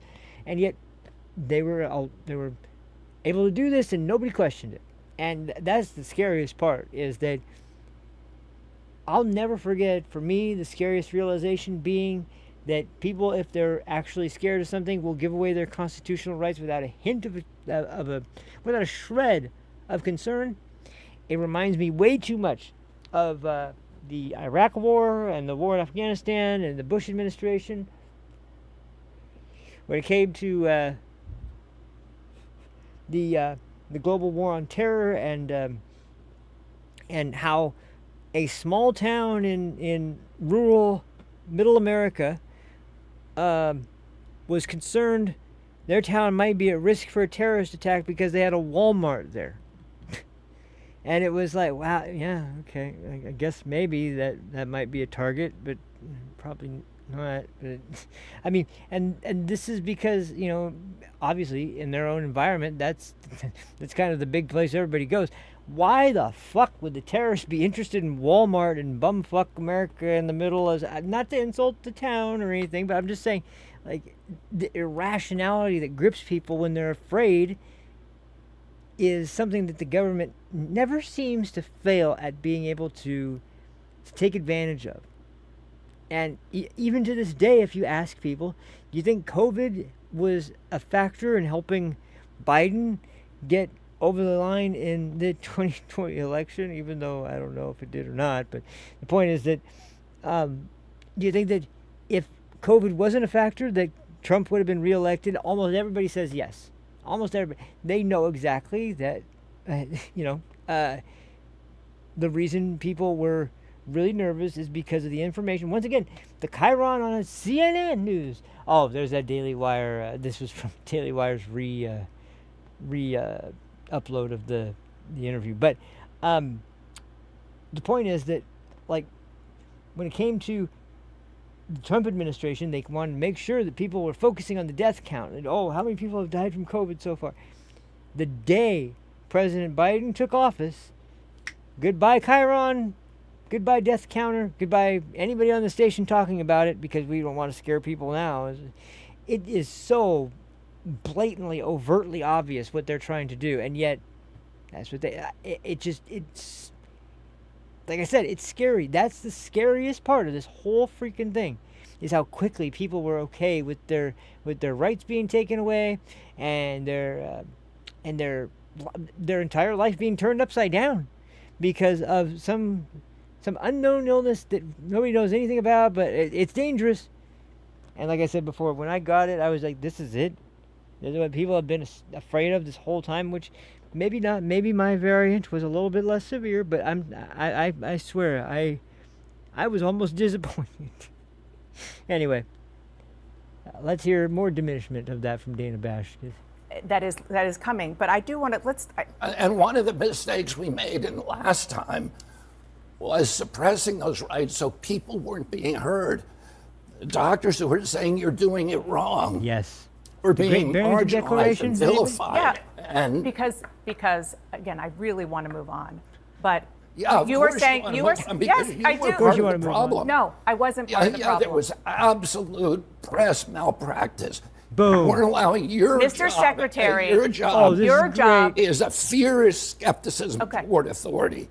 And yes, you weren't doing that. You were beating up My job on people is also who were dissenting. Amazing. No. Okay, are you want to sit here and attack me, or do you want to have conversations you're sitting about here public and health? attacking me. I'm not attacking you. I'm asking questions about how to And prevent let me the next answer the pandemic. question, and I'll tell you. That's what I'm trying to do. But I also don't want to use this interview to allow you to say things that aren't entirely true. You're talking about therapeutics, fine. It is also factually true that the COVID vaccine worked. The COVID vaccine prevented deaths. There is data upon data upon data. Let's talk about the measles, please, because this is something that is happening as we speak. The cases in the U.S. vaccine protected children. I think that what I have talked to scientists and doctors You've talked about. to scientists. Can you show me one study? Yes, I can. That shows that I can. Children were protected by the COVID vaccine. I can tell you that that vaccine did more good than harm to children. Can you show me one study that shows that? I can tell you that when it comes to the vaccine, there have been studies that show that because of vaccine disinformation, there could have been 100 to 200,000 lives in the U.S. saved. But because people didn't get the vaccine, that's why. I'm not saying that it entirely. You are saying nonsense. You are saying something that you cannot show me a single study. I am not saying nonsense. You are talking what somebody told you. Excuse me. And you cite me the study. What study? No, what studies are you talking about? You're talking about studies that actually don't exist. I want to talk about. Cite me the study that you're talking about. I am not here to defend. Studies. Cite me the study. This is not productive. I am not here to defend all of the. Let me You're finish. talking nonsense. You're making assertions you can't support, and then when I call you on them, you're telling me I'm arguing. Okay, do you want it was a scary time, and people made mistakes. Absolutely. You were scaring people. Yes. Why are you saying that? Because that was the job of CNN. It was. Okay. Was to put the chyrons up about how many people are dying. We were trying to we were listening to the leaders in this country, including the president, up until the point daily that press Trump was no longer in office, explaining what was going on and trying to listen. Were you listening I want to talk to measles. Actually, were you reading the science yourself? The Anthony Fauci in his diaries answers the question about why we're having a measles outbreak right now. Reason we're having a measles outbreak because of the COVID lockdowns. Because people didn't, children, during that period, did not get vaccinated. And in his diaries, he says this is going to cause massive outbreaks in measles and more children. He says this are going to die. Let me finish, because you could accuse me of something. Now let me. No, I didn't. I asked you a question. Yeah, let me give you the answer. Well, she asked him, "Are you against all vaccines?" He's answering by saying that no, because I am pro-vaccine when it is shown to be effective and necessary. And as a matter of fact, when it comes to measles, that vaccine is very effective. And Dr. Fauci himself wrote in his journal, although he would never have told the public this willingly, that he might have even mentioned it, but he didn't offer any kind of way to help people to circumvent a method to actually getting it for their children. But once again, a bunch of kids aren't going to be able to leave their homes to go and get the measles vaccine, which he himself stated that this is going to be a problem because, although, of course, he explained it away by saying, but I think that the benefits for COVID-19 are more beneficial right now than for the measles. Really, well, we're fast forwarding a few years now. How'd that turn out? Because now we have more cases of measles popping up in this country than we ever have since the measles vaccine was introduced. And how'd that fit? Well, it doesn't look too good because why? Because they were locked down. They couldn't get vaccines. They couldn't go to school. They couldn't do anything. They're getting virtual learning, which once again, everything from not appearing in classrooms, not getting a regular education, and on top of that, even going so far as to say not being able to read their teacher's lips because they're wearing a freaking mask. Unfortunately, that ended up preventing children, from reading. Some developed speech impediments because of the fact they weren't able to. Kids are very visual learners. They have to see people's mouths moving, and when you look at the phonics method of teaching reading to kids, that's something people have been talking about a little bit lately, and I heard this discussion. I was like, that makes total sense. I didn't realize that phonics, the method, was the way people were basing their way of teaching students. I thought that was just the way you taught reading to children. But that was a method that had been refined over many, many years to be an effective way to teach children to read. They're relying on some weird bullshit method now that is really stupid. I didn't even understand all the details of how it works, but I can't remember the name. It's some retarded, stupid thing. But anyway, the point is that children are very visual learners. I remember when I was growing up, the methods for learning to read with the way alphabets sound, the alphabet letters of the alphabet sound in sentences. When you use those words, sound out the letters, sound out the part of this part of a word, sound out the way that this letter sounds. Even something like TH, or CH, or when there's combinations of letters. There's the phonics method is a tried and true method of teaching children to read. We moved away from that, and how are we reading numbers going now with COVID, unfortunately, being a factor there? Well, they're down lower than they've ever been in this country. The levels of children being able to learn at grade level have slipped to like 25%. That's how many kids are able to actually read at grade level in this country right now. It is embarrassing. It's absolutely embarrassing. It's shameful, and it should never have happened. And yet people like this idiot are going to actually sit here and argue that there were mistakes made, but everybody made mistakes. We're not talking about, forgetting your drink on your the trunk of your car when you leave the gas station. We're talking about children who are for their entire lives going to be behind in learning because we decided that it was worthwhile to lock them up in their homes and not let them experience childhood normally. That's what we're talking about here. We're not talking about some minor mishap like whoopsie. We're talking about serious damage to the learning of children, and to keep running interference for this one guy who fucking led us off the side of a cliff like lemmings. It's not helping anybody. So, and oh man, RFK is just, I'm so proud of him. I'm so proud of him. I knew he could do it, and he's just like, oh. And you can tell, like, what I love about this even more than anything is, maybe not more than anything, but I really love about this is that, Charlie Kirk was the one that really made this happen, made RFK and Trump, the union, actually materialize. I'll never forget that rally. That was one of the most, I thought, after Butler, I was like, he's definitely going to win. After I saw that rally, I was like, oh, he's got this. He has got this in the bag, 100. And I knew it because I'd seen so many people who supported RFK, and they weren't going to stop supporting him, even if he supported Donald Trump. I knew it. I knew that was going to be the case. And sure enough, I heard tons of people say, I was voting RFK, but I'm voting Trump now because I support RFK.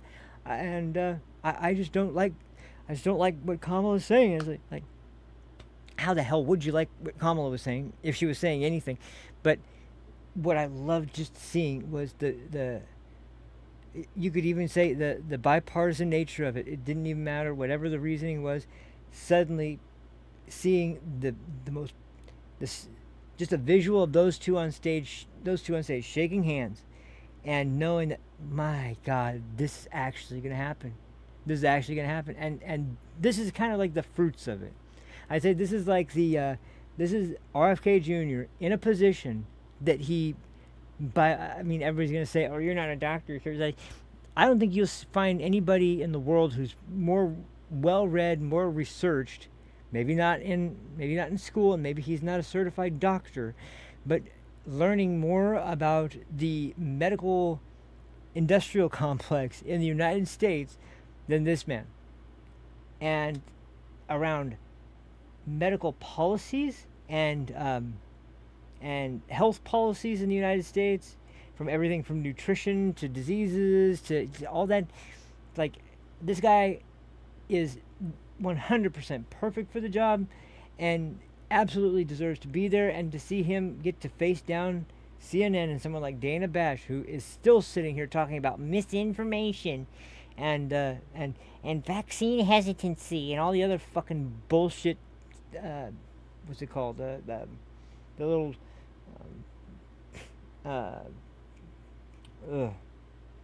just basically the buzzwords that came out for, that's what I was looking, the buzzwords that were used for COVID from the left every freaking day. Misinformation. There's COVID misinformation. There's vaccine hesitancy. No. Just watching RFK be able to tear her apart on CNN for that is just, it's glorious. It's absolutely glorious. Says in his diaries, more children are going to die from measles because of these lockdowns than COVID. So if you want to know, and that age group that should have gotten the MMR when they were 18 months and didn't get it, they're the ones being infected. The people in this country, and we have stopped the outbreaks at record speed in South Carolina, in Texas, in Utah, in Virginia. We've done better than any country in the world. I dispatch immediately the epidemic intelligence services to those states. I get on the phone with the governor and we stop them in their tracks. Nobody else has been able to do that. You have a bully pulpit. Let me tell you just one last thing. Go ahead. The communities that are suffering from measles are almost all religious communities that just don't vaccinate. The Mennonites have not vaccinated since 1796, since Edward Jenner invented the smallpox vaccine. It's hard to blame that on me as much as you want to blame it. No, I don't want to blame you. I'm asking you because you have a very powerful voice on these issues for people who are skeptical. Let me finish. Let me finish. And I've never questioned the efficacy of the MMR vaccine. Okay, let me finish. You go. What I want you to do is please use your bully pulpit to right now, as we're getting close to back to school, are you willing to say to parents who have not vaccinated their kids that they should vaccinate their kids for measles because it is safe and it will help them save their children's lives? We tell people on my websites, my public right now, I'll look say into the right camera. now that parents should get their children vaccinated for measles. Boom, there you go. The measles vaccine is effective. It stops measles in about 97% of the cases. You are wrong when you say that this issue has been studied. It has been studied, and you're rolling your eyes, Dana. But I am, because I don't want to have you use our air to say this. There have been more than 40 studies involving 5.6 million people to conclude there is no link between vaccines and autism. This is the head of the Committee of Infectious Diseases for the American Academy of Pediatrics. Now let me tell you what the Institute of Medicine says, which is the National Academy of Sciences, which is the ultimate arbiter on vaccine safety, and which it does not have an interest in this debate. It says that none of the 8 vaccines that are administered during the first 6 months of life have ever been studied for a relationship to autism. It found 2 studies, one on the DTP vaccine that showed that it does cause autism, and one my on the camera shut off hepatitis again. B vaccine that again suggests that it does cause autism. The Institute of Medicine dismissed those 2 studies because they were based on CDC's database.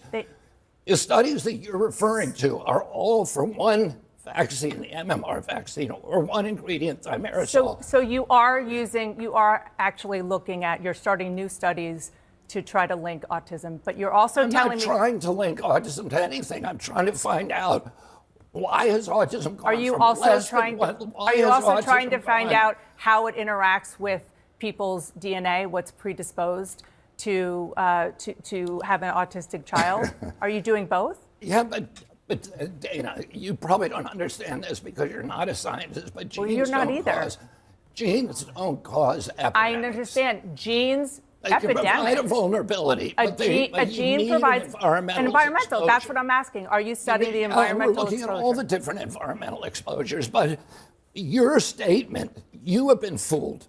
Your statement that this has been studied is not true. It's categorically It is not considered. true. Not for any of the studies. It is considered. Considered decided by who? By every scientist who has studied this. That is not true. I can is give you true. hundreds of scientists who have looked at this. So and on the say, one why hand, is you it? are. Do you understand It's why the people National aren't getting? Academy of Sciences. What greater authority Do you have than understand why that? people are not getting measles vaccines? Because they're hearing you say that it could You're cause trying autism. to change the subject. I'm not. It's very much Yeah, you are. related. Show me one of the studies that's been done on the first 8 the vaccines during the first 6 months of life. You will not find them. The National Academy of Sciences So say if that's they the do not case, then why are exist. you telling people to get the people, measles vaccine? Because that is one of the vaccines that has been studied. Okay. It's the only one that has been studied. I'm not debating this with you. Of course you won't. No, because I'm not all you debating know how to false- do is repeat things that people told you and say, trust the experts. That's what you did during COVID. Now we know that Anthony Fauci, who was the expert, was lying about everything, about masks, about social distancing, about natural immunity, about the transmission from the vaccine, about the source of COVID. He was lying, and you were punishing people for not trusting the experts. And now you're rolling out the experts again Yes. to talk about something that you have no personal knowledge of. That was glorious. Give me just a second. I don't know what happened. I think I might have unplugged the fan, but luckily I have. Oh, here, I'll just switch back to this for now. I think I accidentally unplugged the fan on the back of my other camera, and for some reason, I forgot to plug it back in. But I do have a. Hold on, let me switch it to high.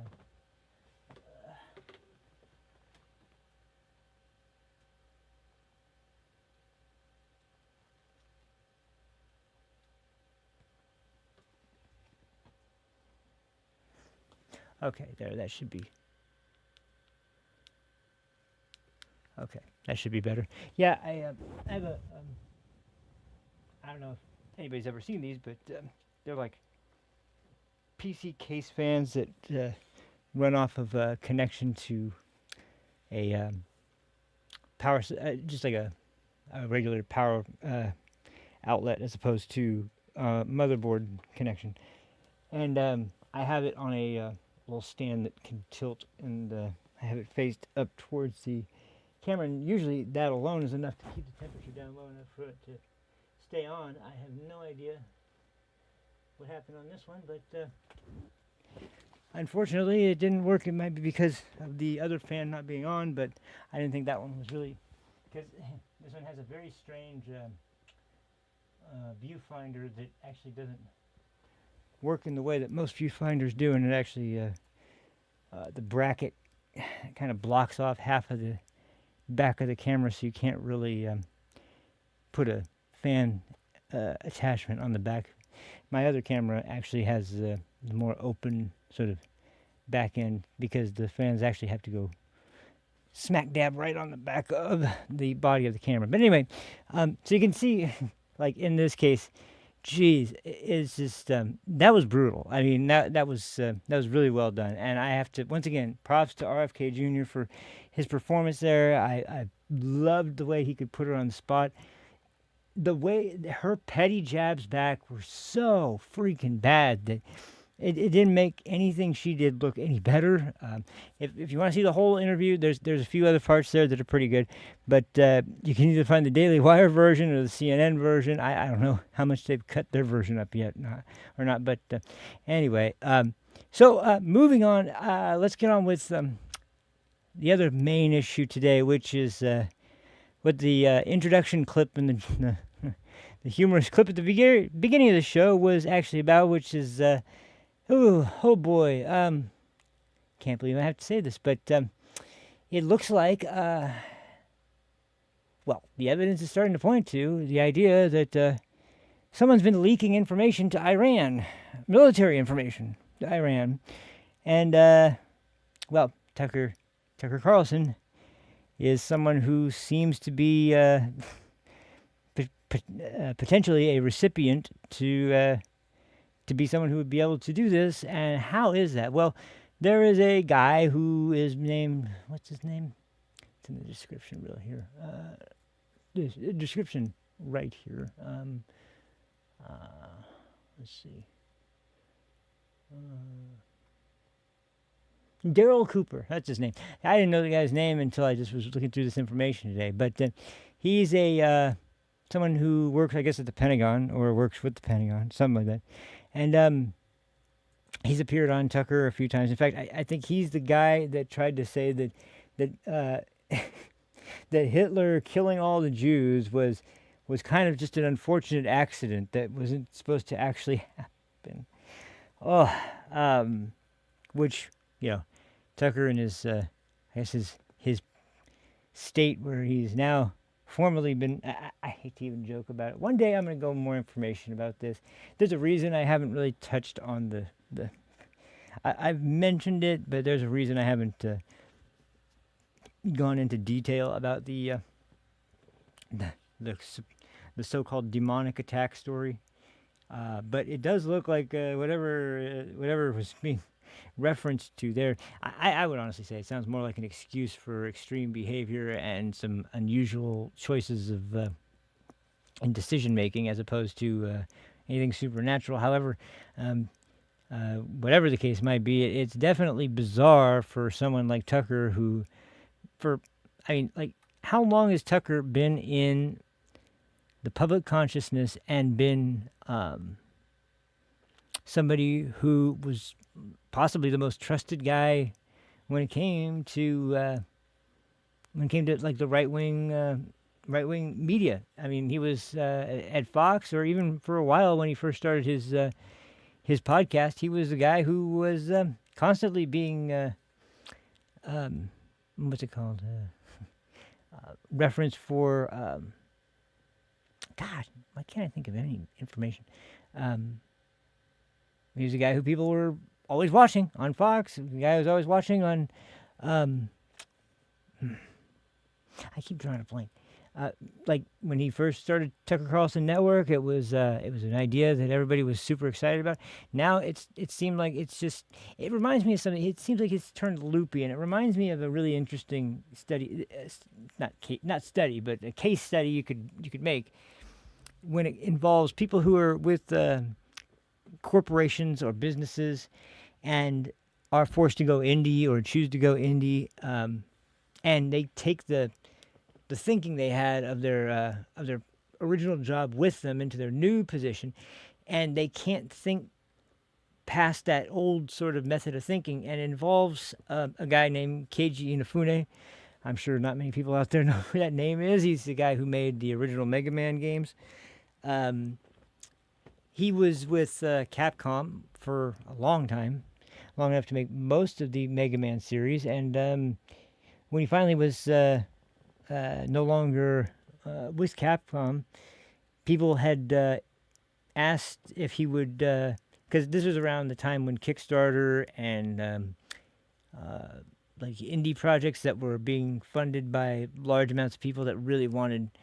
There's a lot of nostalgia for older games and things coming back, and there was another very successful campaign with a much more successful project, by the way, from a guy named Koji Igarashi, He's the developer of the original Castlevania series, and he made a crowdfunding campaign for a game called Bloodstained Ritual of the Night after he was no longer with Konami, who were the original publishers of Castlevania, and that ended up making a very, very successful campaign. Although there were things that were involved that, like, he was upfront about, and that's another big decision. Which, once again, if you're thinking from the perspective of someone who wants to be independent and wants people to be informed and know what's going on with the studio, you would keep people informed in things like this. But he had a backing of another company that wanted to invest, but they just wanted some way to see if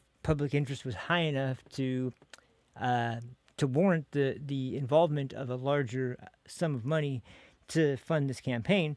So Koji Igarashi was using the crowdfunding campaign as a sort of springboard to be like, look, plenty of people are really interested in this.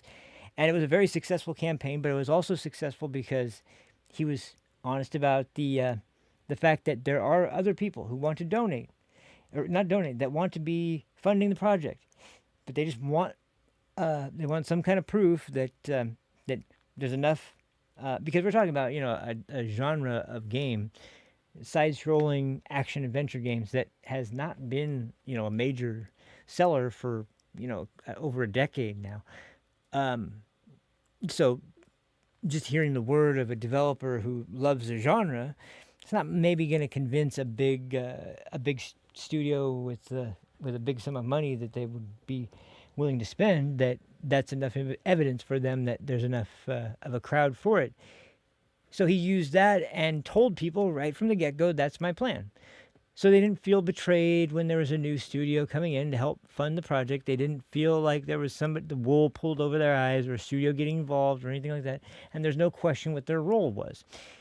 With Keiji Inafune, by contrast, his game Mighty Number 9, while he was trying to hype it up as a Mega Man spiritual successor and involving people in all the early concept art designs and all the early layout designs and some of the story designs, story information points. It was all interesting on paper, but the development process was not at all.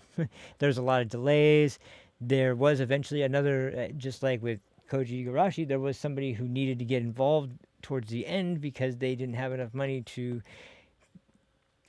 follow through with all the things that were sort of promised at the beginning of the pitch. So they needed to bring in the funding of a studio that would help them out with finances necessary to finish the game. But then the questions come up like, wait, why did we put in all this money then? Well, who's this company and why are they involved, and what's the level of their involvement? Are they going to change the whole project around? Or do they have creative licenses? Well, like, what's going on?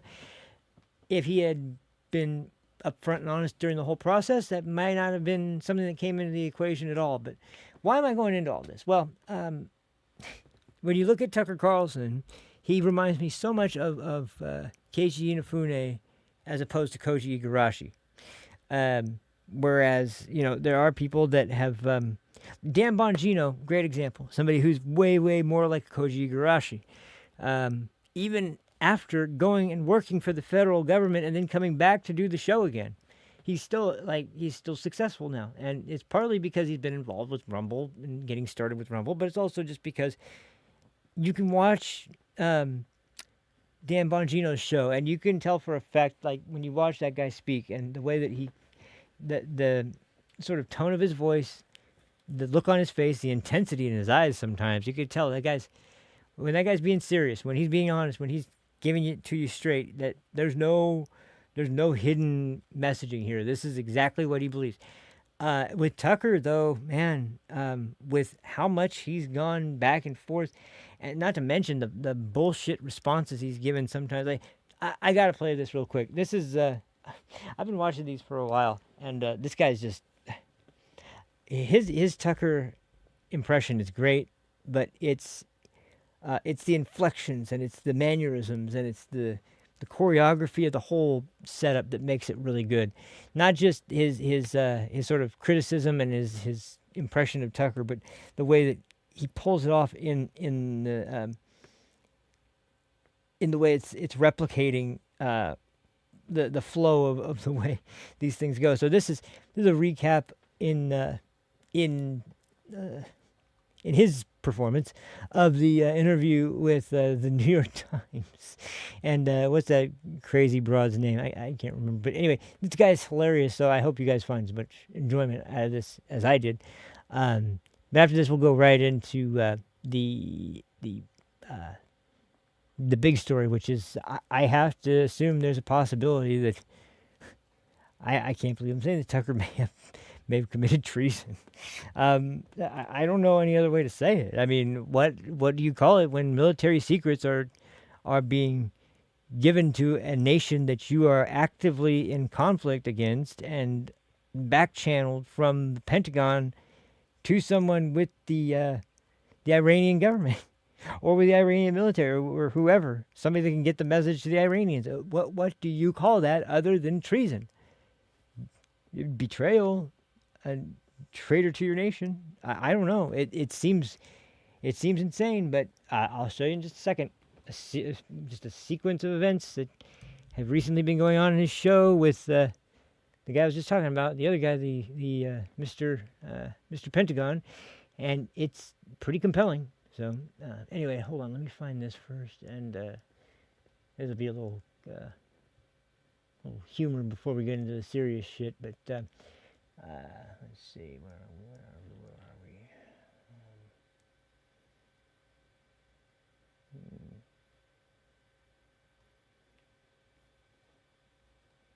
Oh, you know what? I don't think I moved them here yet. I know where they are. I forgot they were in a different folder because I haven't even edited them yet. But I don't really think I need to edit them, to be honest. They can stand on their own. I was going to edit them for time, I think, and make them an intro. But if I'm just putting them on right now, it doesn't really matter. So, let's see.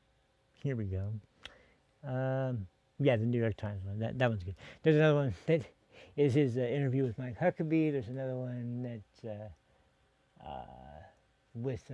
one of the best ones is the one with Brett Weinstein, which I like Brett, but man, he always interjects. He doesn't interject. He uses this sort of signature statement from what Brett Weinstein. Now we need to be very careful because it's just the way he says it is just. Ooh, it's spot on. But anyway, this one is probably the most humorous because it recaps his fucking just flat out lie that he didn't call Trump potentially the Antichrist. So, but yeah, this is great. This is great. So here we go. Let's bust this out. I want to talk about your relationship with the president and where it stands currently. When was the last time you were in the Oval Office? It was a few months ago. I went to the Oval Office. I had gone several times, actually, like a lot. And what did you see when you were there? You know, everybody knows this, but I'll just confirm it. Like, Bibi had been in there before me, and he probably had a gun to Trump's head. Really? Like an actual gun, like a loaded weapon. You're saying Benjamin Netanyahu had a gun to his head? And he had Donald Trump in a chokehold, and I know that Donald Trump had a wrestling background. He was involved at one point in the WWE, but clearly that didn't matter, at all. And like Bibi had a gun to his head and said, "We're going to Iran. We're doing this." And Trump was like, "No." And you saw this with your own eyes? I mean, Washington insiders know this. They know this. Wait, so this happened or didn't happen? I mean, I wasn't in the room, but I imagine it was something like that was going on. I mean, you don't go to Washington multiple times without trying to influence the president for your agenda. But you went. I'm sorry, I'm confused. Okay, well, what is your assessment of President Trump currently? Well, I attempted to communicate with the president. I went outside into the forest and I screamed. Don't do it! I don't know if that was effective. I don't know if he heard. I don't know if he could hear me, but I certainly tried to do that. I did. I think it's possible Donald Trump might be a wizard. What? I do believe that. I do. What do you mean by that? Well, the last time I was at the Oval Office, I walked in and at one point, the chief of staff looked at me, and Donald Trump himself looked at me. He said, "You shall not pass." And I thought, that's not our president. That's Gandalf. Gandalf the White. And there's nothing wrong with being white, by the way. I say that as a white person, as a man, as a Christian. But Trump might be a wizard. And so I understand you correctly. What you're saying is you literally believe President Donald Trump might be Gandalf from Lord of the Rings? I don't know. But we should be able to ask those questions, I think. Okay, moving on. What is your current relationship with Turning Point USA? Well, like, I've always loved TPUSA. I've loved the organization. I've headlined many times. They didn't ask me to do it this year, and so that is what it is. But I've always participated in their events. I've never charged anything, by the way. I've always done it for free, and they always paid me a lot. So I... And do you think TPUSA as an organization is in decline? I haven't the faintest idea, but yes. I just have questions, like legitimate questions. And the moment you ask questions, socialist, communist, anti-Semite, no. I just have legitimate questions, like what happened on Charlie Kirk? Should capital be taxed at half the rate of labor? What's Bibi Netanyahu's father's middle name? Or if a demon rapes you without protection, should you get checked for STDs? Because it's itchy.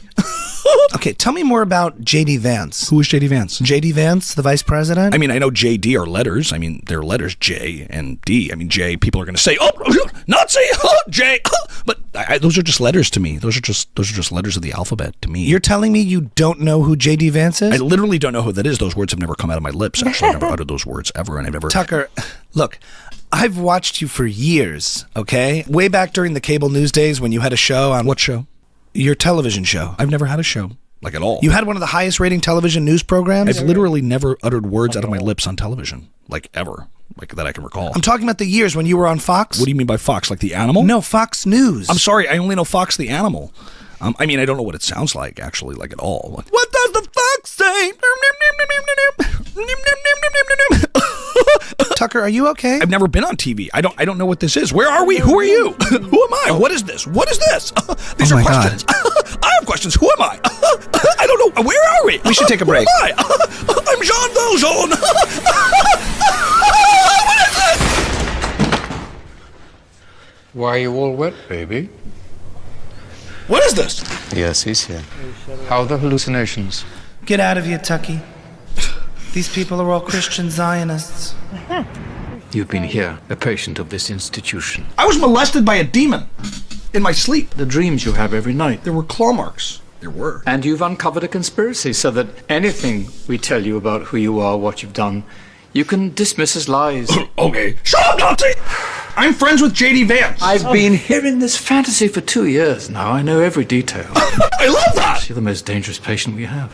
Your crime is terrible, one you can't forgive yourself for, so you invented another self. I totally agree. Do you understand? I totally agree. So anyway, of course, after that, no, I just look at the memes and the jokes, and like these were things that were always quirks about Tucker, but they were things that people accepted, and there was never like any malice behind any of them because of the quality of what he was able to do, and somehow, some way, that just like, you know, my best explanation for it, and I'll just say this because when it comes to things like this, people do tend to overcompensate because of a feeling of guilt in some way. Although in his situation, this is just taken to such an extreme that it makes no sense other than the fact that the self-guilt is like so strong that it's irrational to be in the position that he's in. But there's something, it used to be far more common because back in the early days of the internet, people, I mean, the way that YouTube is policed at this point, like you would never ever see anything like this on YouTube or anywhere else for video hosting, even video hosting on other platforms that was similar. This would like be yanked right away, but if they could, as long as they can find it. But you know, people would film suicide videos. People would film videos of you know, them doing really self-destructive shit. And graphic stuff. There were videos where people are doing stupid parkour stunts and would slip and fall to their death, and that was on camera. You would never see. There would be fights between bums or homeless people or cops and the suspect or whatever. You'll never see anything like that on any of the channels anymore, or any video hosting platforms, obviously. But during that time period, trolling was kind of starting to become a thing that was, recognized, and people were enjoying the idea of trolling people for no other reason. And when I mean trolling, I mean like not trolling like we're talking about today. I mean trolling like I mean. There were people, like, if you look at Mr. Medicare and the forum Medicare before it was kind of ransacked by the creator that was the guy who made it. And this is kind of a case study in that there was a lot of people there who were pretending to be different people, but it was in pursuit of something. Like, they had a guy who had been, he was like 30 something, and he was dating this 15 or 16-year-old boy, trying to say that he was in a very close relationship with him, and there was no issues. There was fine. Really, they were just trying to get the whole thing caught on video so that they could send it to the authorities, and they did. And they got the guy busted. That's what it can be used for in a circumstance where it's actually beneficial. Whereas there are cases where people are just doing what would be life ruination type of trolling, and at that point, it's not anything to treat lightly or anything. There's cases of the infamous case with swatting, where a father who had no idea what was going on. It wasn't even the right address of some douchebag in Halo got beaten, and they're trash talking each other. So he tried to swat the address of the guy who he thought was the address of the guy who was beating him and making fun of him. Sent them to the wrong house, got them extremely nervous and extremely trigger happy. This is before the idea of swatting had really reached the mainstream. People knew what it was, and so the police force there was very, very, very trigger happy when they got to the address. The guy happened to be coming home when they got to the address, and he was with some small children when they got there, and it was just, he immediately was confused and angry, and they killed him on the spot. It was a tragedy, and the guy that freaking did it was such an arrogant prick that when he ended up getting sent to jail and prison, he just decided at one point he was going to get a cell phone and go online and go post a video just to show that he could. He's an arrogant piece of shit, and he deserves to be where he's at. I think still today. He better. I hope to hell he's still here today. I hope to God he's still there today. But the point is, there's something called trolls remorse, where people conflate a lot of things that they did while they were trolling, whether it was very mild and not really all that big of a problem, to people who are genuinely trying to get something like that to happen. And people who have trolls remorse, they can't really delineate too much between what they did that could be considered harmless, something they would consider to be good, and things that they consider to be very negative, detrimental, or even criminal, that they should be ashamed of. And they take it as a totality of events as opposed to decisions made at different points in time. And as a way of making up for it, they openly and flatly condemn the concept of things like anonymity, trolling, shit posting, or saying anything untrue online. They usually are advocates for harsh laws and regulations around internet and internet usage.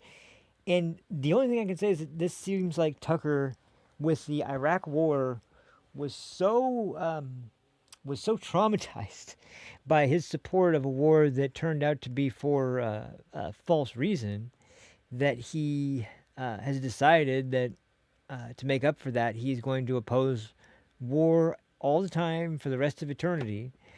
no matter the cause, no matter the enemy, no matter what it is, and no matter the president in this situation.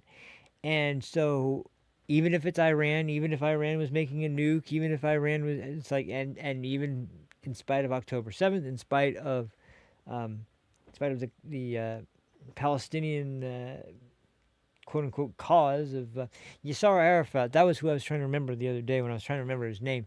Yasser Arafat, who convinced the Islamic population in the Israeli territory of the West Bank and of Gaza when it became Palestinian territory. The Palestinian identity was one that had been oppressed, and they needed to resist the Israeli government at all costs. And they needed to build terror tunnels and build a resistance organization in Hamas that would be, it's just, it became an identity, and in that identity, it became an oppressed group that needed to retaliate against its oppressors, and hence you have Hamas.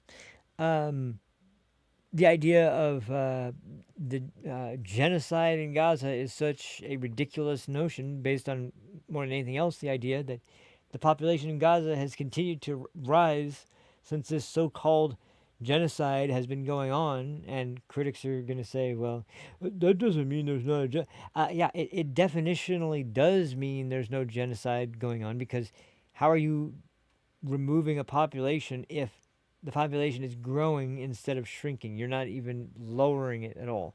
There's no better indication than that that's not what's going on, and yet they confidently and constantly say, the genocide in Gaza, the genocide in Gaza, the genocide of the Palestinians.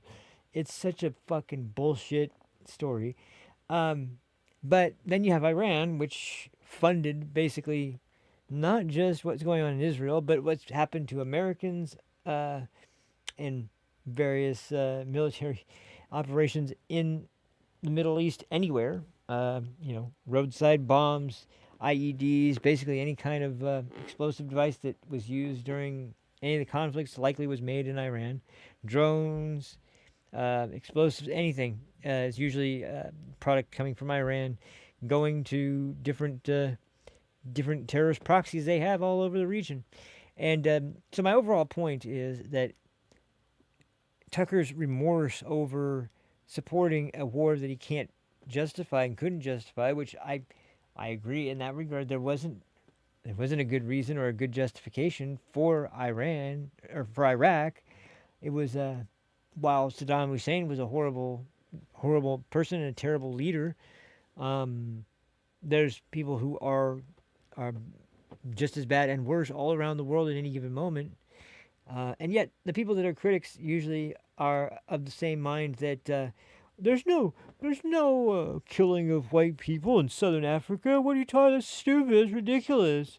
And can watch videos of, some jackass who's on stage yelling, "Kill the Boer, kill the farmer." And if you need that spelled out for you, kill white men, kill the white people who have the farms in Africa. That's what that is about. The song has been outlawed. They sing it anyway. It takes a type of delusion that is far beyond the kind of delusion that it would have taken to support the Iraq War, to support Iran, or to deny the slaughter of white farmers in South Africa.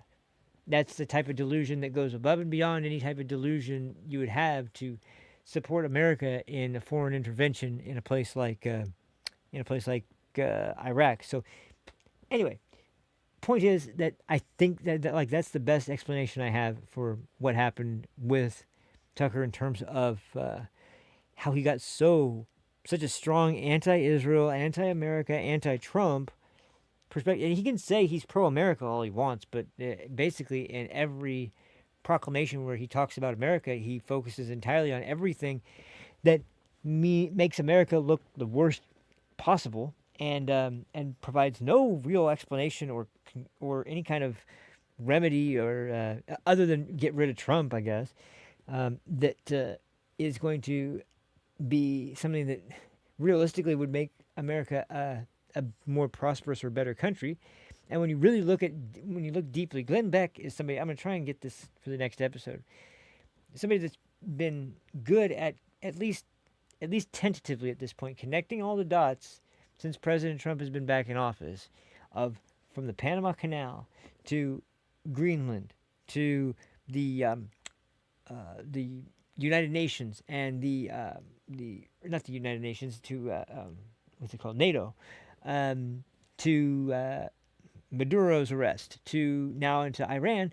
Like, there is a purpose and there is a method to the madness and there is a reason for it beyond just, what leftists are constantly going on and on about as Islamophobia or fascism or global domination or whatever it is they try to yell as the motivation behind Trump's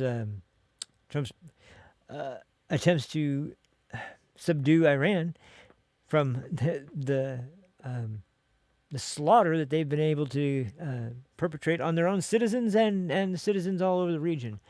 But and it all boils down to idealistic, radical Islamic beliefs that that place people on a pedestal who make the ultimate sacrifice even to kill Jews and kill Christians. And if you believe as a Christian that when it comes to acceptance and people who will support Christians, if you actually are delusional enough to believe that Iran and Muslims are going to be more supportive and welcoming to Christians than Israelis are, then I mean, best of luck to you, but I think you're going to be in for a shock. But most importantly, I'm talking as a whole too. I mean, I know Muslims even that I wouldn't say they're devout Muslims that are constantly practicing all the tenets of their beliefs, but they call themselves Muslims. They do believe in Muslim tenets, and there's definitely some validity to the idea of a moderate Muslim who follows the Quran to an extent that they believe in, similarly to most people who believe in different religions, that the message they gain from the Quran is one that is not destructive at all. But I won't get into detail about that. The point is that there are good Muslims, there's bad Muslims. However, the country of Iran itself is a incredibly dangerous and destructive place, and it has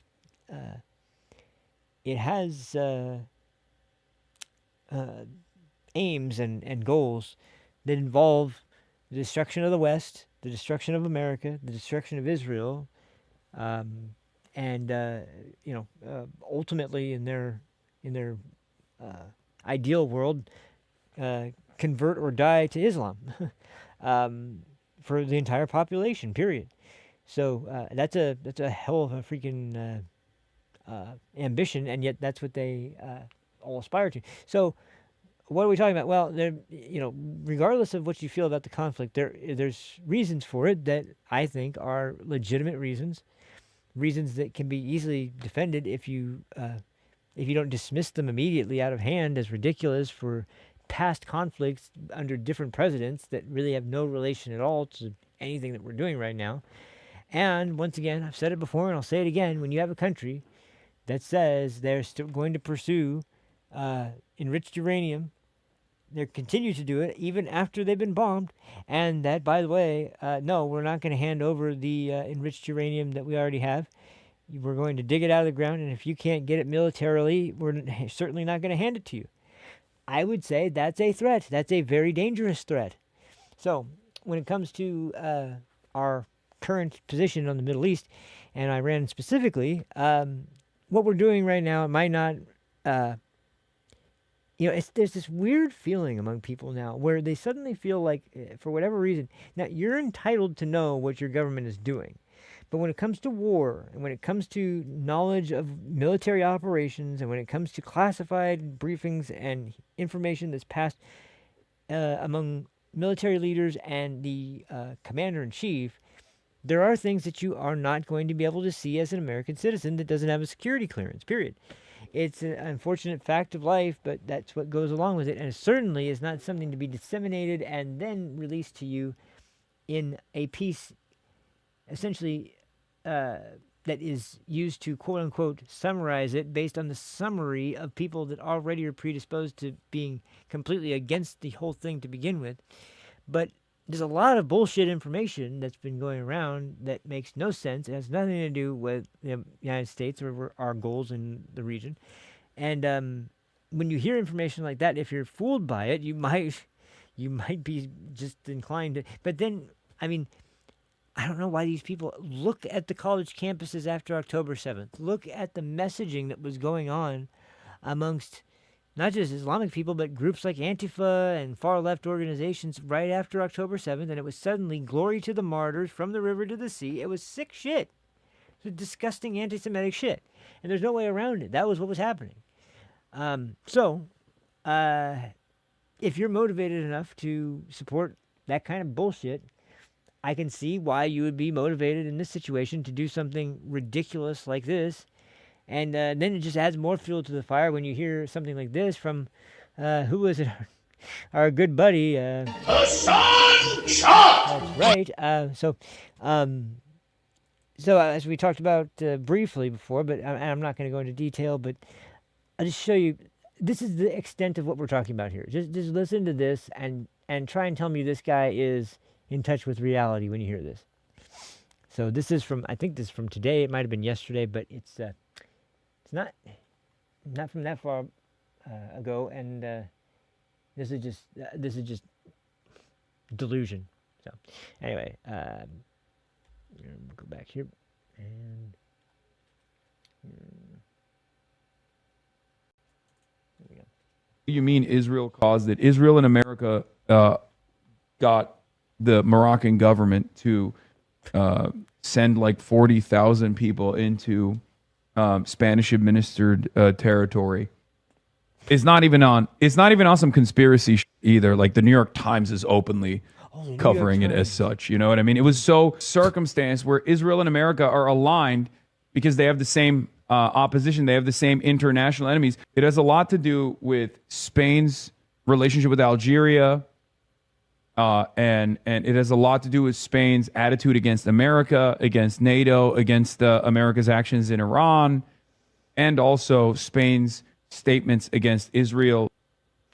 Yeah, so apparently the United States and Israel are responsible for the Moroccan invasion of Spain, according to Hassan. Man, what a man of the people he is.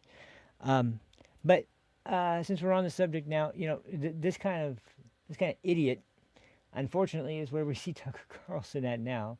I can't believe that that's the comparison I have to draw, but that's it. So let's see, what is it that it is? What's the extent of it that we're talking about here? Well, we are talking about this. There we go. There's an introduction from Ben Shapiro. This is from his show earlier today, and well, yesterday now at this point, but it was yesterday, about an hour and 15 minutes ago. So here we go. I wonder who could be doing the leaks, who's on Daryl Cooper's texting list. Who? These are mysteries. These are mysteries that no one can solve. Who possibly in the administration would be, you know, so aligned with Daryl Cooper and his people that they would be leaking presumably classified information about the status of American stockpiles? Who in the world would? The mystery is beyond me. We can never identify it. So many enigmas, so many mysteries. Here is Daryl Cooper, the greatest and wisest historian in America, who also thinks that Hitler accidentally killed all the Jews, talking about his friends in the Pentagon who were telling him about the stockpiles.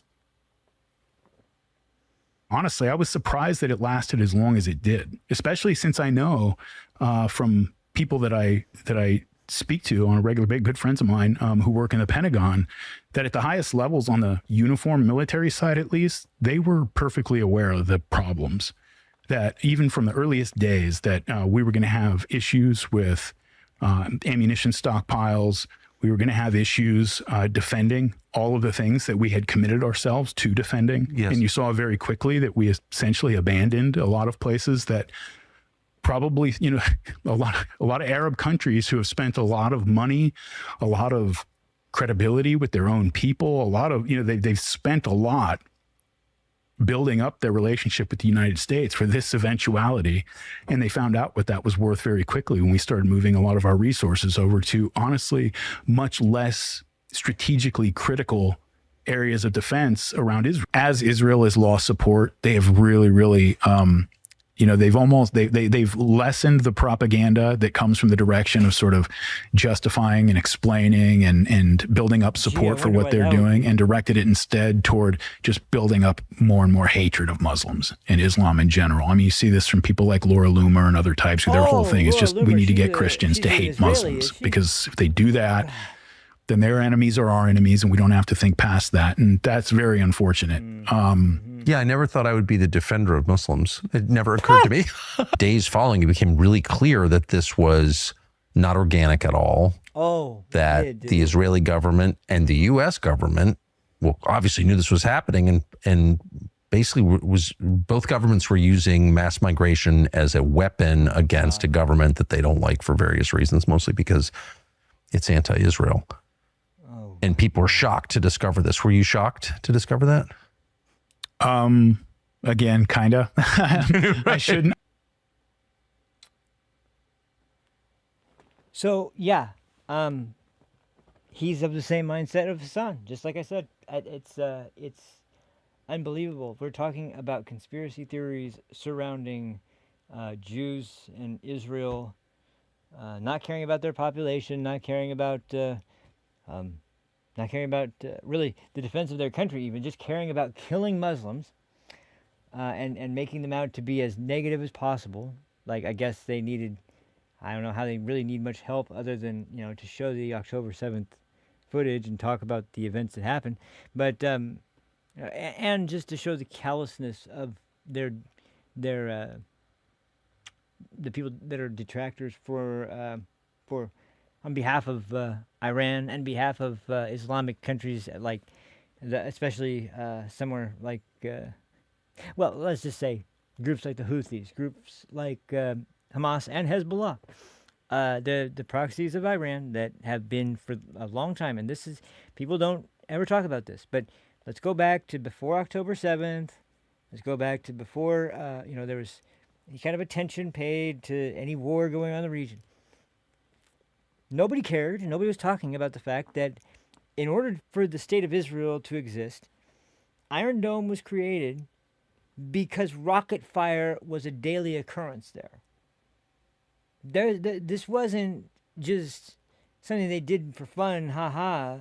This was something that happened constantly.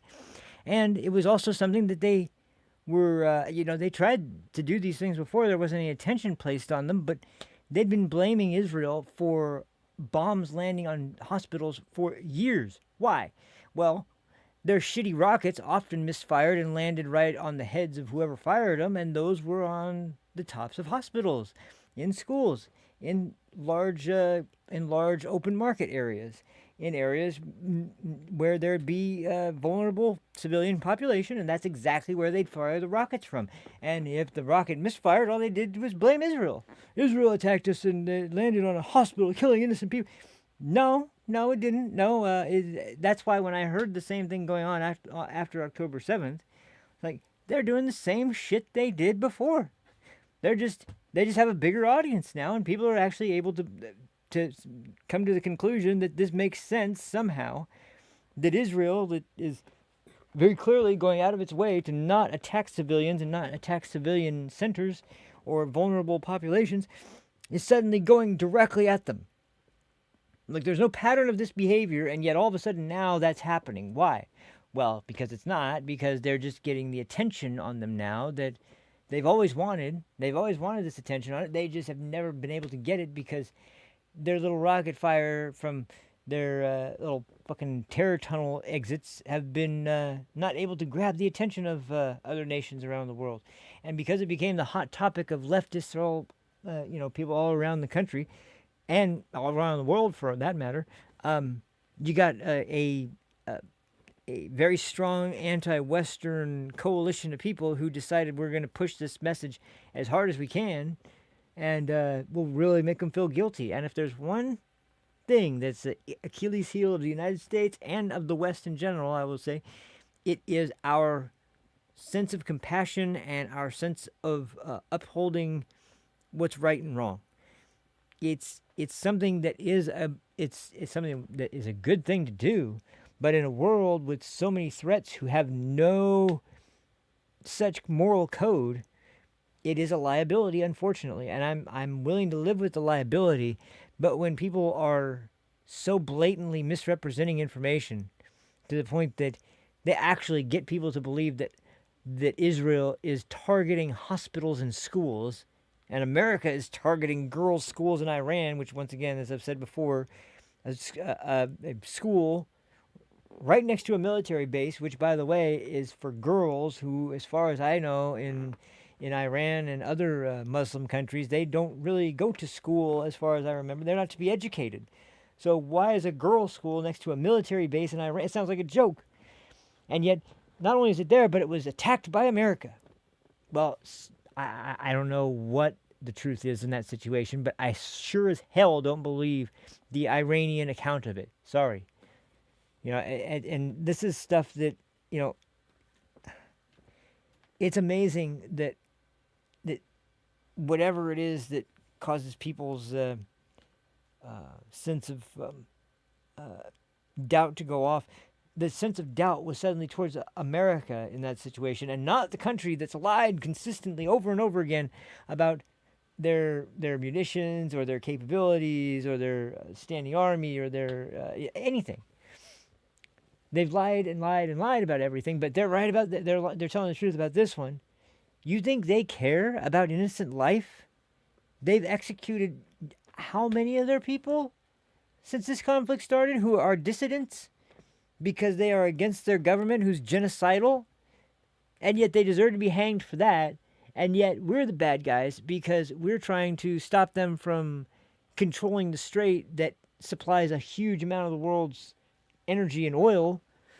We're trying to make sure that they don't still use that like their own personal shipway for exporting material to countries like China and Russia. Well, I don't think Russia would take that direction, but regardless, it doesn't really matter. The point is that that's one of their premier shipping routes, and everybody knows it, for oil to get to their allied nations.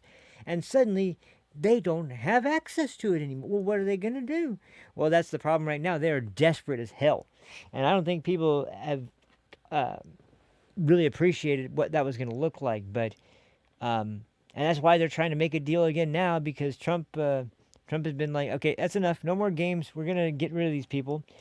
And suddenly they catch word of this attack incoming. They, no, please, we'll make a deal. We'll make a deal. And I can just imagine Trump just being like, oh, God, here we go again. So I think he's entertaining it as long as it remains believable, but it doesn't sound like this is the shortest leash he's given them the whole time he's been doing this. And I don't think it's going to lead to much of anything. I think he's going to follow through with what his plan was. But like I was saying before, and I'll explain more of this in the next episode because this is going on a long time, but there is a method to the madness, most certainly. If you think that Trump is just acting on impulse or out of just, a sense of, with no direction, you're fooling yourself, or you haven't got the full picture. There is most certainly a reason. And the sad part is that I don't know if it'll be fully appreciated until after he's out of office. He's going to potentially, when you look at the moves he's made, these aren't moves that he just decided on in the last couple months or even last year or so. This is something from before this election. This is something from before, maybe before his campaign even. These were moves that he was wanting to make for a long time.